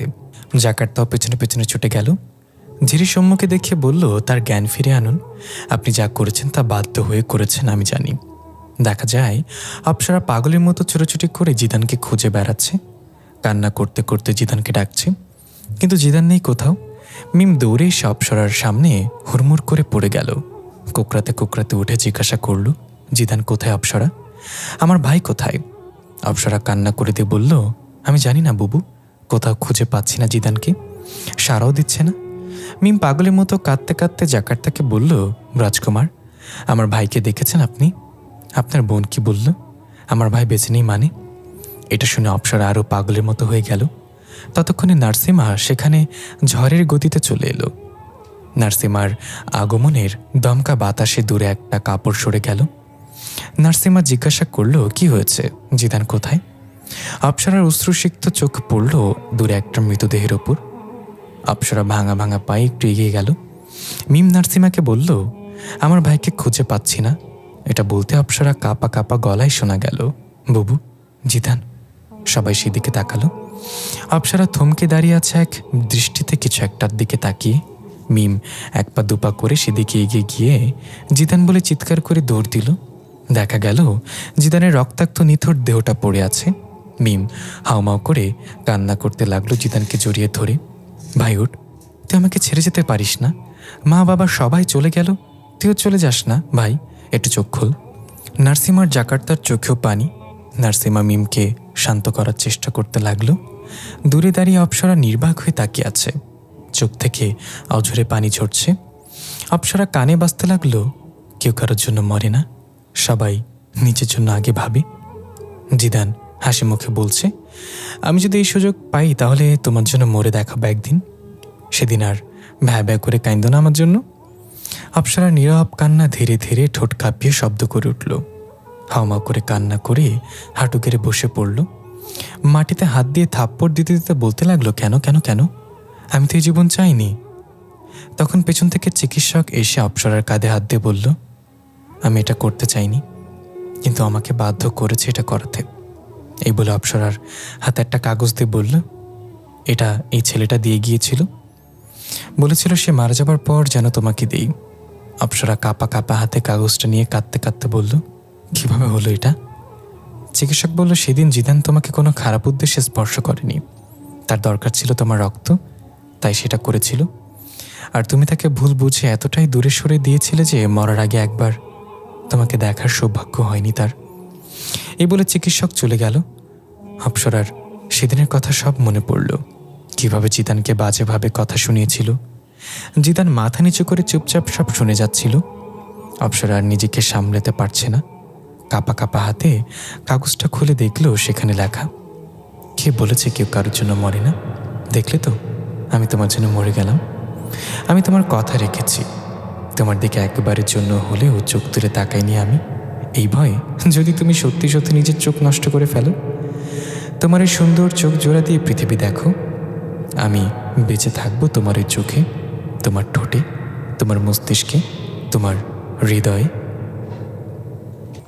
লেখাটা পরে অপ্সরা সেটা বুকে জড়িয়ে ধরে চিৎকার করে কান্না করতে লাগলো। উঠে ভাঙা ভাঙা পায়ে এগিয়ে গেল। মিম তখনও পাগলের মতো কান্না করছিল জিদানকে জড়িয়ে ধরে। অপ্সরা এসে ধপাস করে বসে পড়ল জিদানের পাশে। মিম কাঁদতে কাঁদতে বলল, অপ্সরা, আমার ভাইটা তোমাকে অনেক ভালোবাসে, তুমি একটু বলো না ওকে উঠতে, চোখ খুলতে। তুমি বললেও ফিরাতে পারবে না, তুমি বলো না একটু। অপ্সরা জিদানের গালে হাত দিয়ে বলল, তুমি সত্যি চলে গেলে? দেখো, আমি এসেছি তোমার সামনে। তোমার প্রতি আমার কোনো রাগ নেই। আমি ভুল করেছি তোমাকে চিনতে। আমি বুঝতে পারিনি কেউ কাকে এভাবে ভালোবাসতে পারে। জিদান, একটু ওঠো, আমার চোখের দিকে তাকিয়ে একবার বলো ভালোবাসি। আমি আর কখনো তোমাকে কষ্ট দিব না। তুমি যা বলবে তাই শুনবো। দেখো না বুবু কান্না করছে। তুমি বুবুকে ছেড়ে কিভাবে যেতে পারো? অপ্সরা জিদানের বুকের উপর মাথা রেখে চিৎকার করে কান্না করতে লাগলো। নার্সিমা মিমের মাথায় হাত দিয়ে বলল, ভাইকে বিদায় জানাও। সে তার বাবা মায়ের সাথে দেখা করার জন্য চলে গিয়েছে। তাকে আর বাধা দিও না কান্না করে। মিম বলল, না, আমি আমার ভাইকে যেতে দিব না। আমার ভাই আমার কাছে থাকবে, কেউ নিয়ে যেতে পারবে না। মিমের কানে আওয়াজ আসলো, বুবু আমি কি একটু তোর কোলে মাথা রেখে শুতে পারি? মিম আলতো করে জিদানের মাথাটা নিজের কোলে রাখলো। এরপর কপালে চুমু খেয়ে বলল, কেউ কথা বলবে না। আমার ভাই ঘুমিয়েছে, আমার ভাই ঘুমিয়েছে। এই বলে মিম জিদানের কপালের সাথে নিজের কপাল ঠেকিয়ে চোখ বন্ধ করে নিল। দেখা গেল জিদানের কপালে সেই মাকড়সের স্কেচ ভেসে উঠেছে।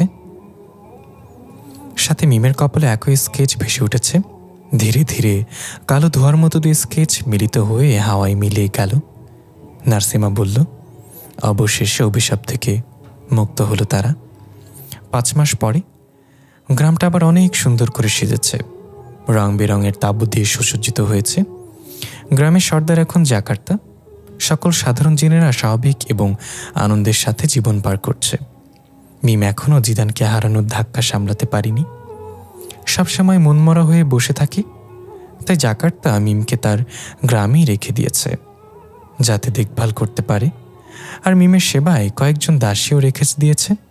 মিমের মন ভালো করার জন্য প্রতিদিন বিকেলে ঘোড়ায় চড়ে ঘুরতে বের হয় দুজন। মরুভূমির বালু উড়িয়ে ছুটে বেড়ায় এই প্রান্ত থেকে ওই প্রান্ত। সৌম্য আর ঝিরির মাঝে বেশ খাতির জমে উঠেছে এখন। ঝিরির মাঝে অনেক পরিবর্তন দেখা যাচ্ছে। সে এখন সম্পূর্ণ স্বাভাবিক রূপে রাজকুমারীর মতো সাজে থাকে। তার চেহারায় নেই কোনো হিংস্রতা। সৌম্য আর নিজের বাড়ি ফিরে যায়নি, এই গ্রামে রয়ে গিয়েছে। নার্সিমা জিদানের কবর ঘিরে তৈরি করেছে বিশাল এক ফুলের বাগান, ঠিক যেমন ফুলের বাগান ছিল মরিয়মের। শত শত রং বেরঙের প্রজাপতি উড়ে বেড়াচ্ছে সেখানে। নার্সিমা গাছে পানি দিচ্ছে এবং গাছের ডাল ছাঁটাই করে দিচ্ছে। সব গাছের মাঝে একটা গাছ উঁচু মাটির স্তূপের উপর লাগানো হয়েছে। এই কারণে ওই গাছটা সবার বড় দেখা যায়। পেছন থেকে অপ্সরা এসে বলল, এটা কি ফুলের গাছ? নার্সিমা একটু হেসে বলল, এটা মরিয়ম ফুল গাছ। আমার মরিয়ম এই ফুলের মতোই স্নিগ্ধ আর সুন্দর ছিল। সুদূর আরবের মরুভূমিতে কিনেছি এটা। অপ্সরা বলল, আপনি আর কতদিন মরিয়মকে ভালোবেসে যাবেন? নার্সিমা বলল, ভালোবাসা কখনো ফুরিয়ে যায় না, মৃত্যুর পরও জীবিত থাকে। যদি আমি মারা যাই তবুও কারোর না কারোর মুখে শতাব্দী পরেও উঠে আসবে নার্সিমা আর মরিয়মের নাম। অপ্সরা বলল, হয়তো আপনি ঠিক বলছেন। নার্সিমা মাথা নাড়িয়ে বলল, জিদানের কবর জিয়ারত করতে এসছো তাই না? অপ্সরা বলল, হ্যাঁ। এই বলে সামনে এগিয়ে গেল। ফুল বাগানের ঠিক মাঝখানে জিদানের কবর। কবরের ওপর ছোট ছোট ফুলে পরিপূর্ণ। অপ্সরা কবরের সামনে দাঁড়িয়ে মনে মনে সূরা ফাতিহা তেলাওয়াত করল। এরপর আমিন বলে একটু হেসে বলল, কেমন আছো প্রিয় মানুষ? আমাকে বাঁচিয়ে দিয়ে নিজে এখন আরাম করে ঘুমিয়ে আছো তাই না? সব স্যাক্রিফাইস তোমরাই করলে। তোমার মা আর তোমার ভালোবাসার জন্য নিজের শক্তি উৎসর্গ করলো। নার্সিমা তার ভালোবাসার জন্য কত কি করলো। তুমি তোমার ভালোবাসার জন্য মৃত্যুকে আপন করে নিলে। তাহলে কি করলাম? আমি তো কারোর জন্য কিছু করলাম না। মরণের কথা তো ছিল আমার। আমি প্রস্তুত ছিলাম। আমি আমার ভাগ্য কবুল করে নিয়েছিলাম। তাহলে তুমি কেন এটা করতে গেলে বলো? অপ্সরা আরও অনেক কথা বলল জিদানের সাথে। পেছন থেকে একটু দূরে দাঁড়িয়ে আছে নার্সিমা এবং গাছের ডাল ছাঁটাই করছে। আর চোখে অপ্সরার দিকে তাকাচ্ছে বারবার। অপ্সরা চোখের পানি মুছতে মুছতে চলে যাচ্ছিল। তখন হঠাৎ নার্সিমা ডাক দিয়ে বলল, জিদান তোমাকে অপ্সরা বলে ডাকতো তাই না? অপ্সরা থেমে গেল এবং বলল, হ্যাঁ, এই নামটা তার দেয়া। নার্সিমা বলল, তাহলে তোমার আসল নাম কি? আর তুমি তো মুসলিম, এই হিন্দু গ্রামেই বা কিভাবে এসেছিলে? আমার জানা মতে এই গ্রামে কোনো মুসলিম পরিবার ছিল না। অপ্সরা একটু ভেবে বলল, সে এক লম্বা কাহিনী, পরে কখনো বলবো। এই বলে অপ্সরা চলে যাওয়া ধরল। নার্সিমা আবার উচ্চস্বরে জিজ্ঞাসা করল, তোমার নাম কিন্তু বললে না? অপ্সরা পেছনে না তাকিয়ে হাঁটার ওপর বলল, আমার নাম ফাতিমা তুষি। আমাদের গ্রামের সবাই আমাকে তুষি বলেই জানে। তো লিসেনার গল্পটি কেমন লাগলো অবশ্যই কমেন্টের মাধ্যমে জানাবেন। আর একটি ঘোষণা দিয়ে যাই, পরবর্তীতে একটা স্পেশাল গল্প আসছে। জাস্ট একটু কিছু কথা বলি গল্পটি নিয়ে। পাইথনের কথা আর কার মনে আছে জানি না। পাইথন আর জান্নাতের মৃত্যুতে অনেকেই মন খারাপ করেছিলেন, কিন্তু পাইথন মৃত্যুর পরে এমন এক স্থানে পৌঁছে যায় যেখানে সে দিশেহারা হয়ে যায়, জান্নাতকে খুঁজে বেড়ায়।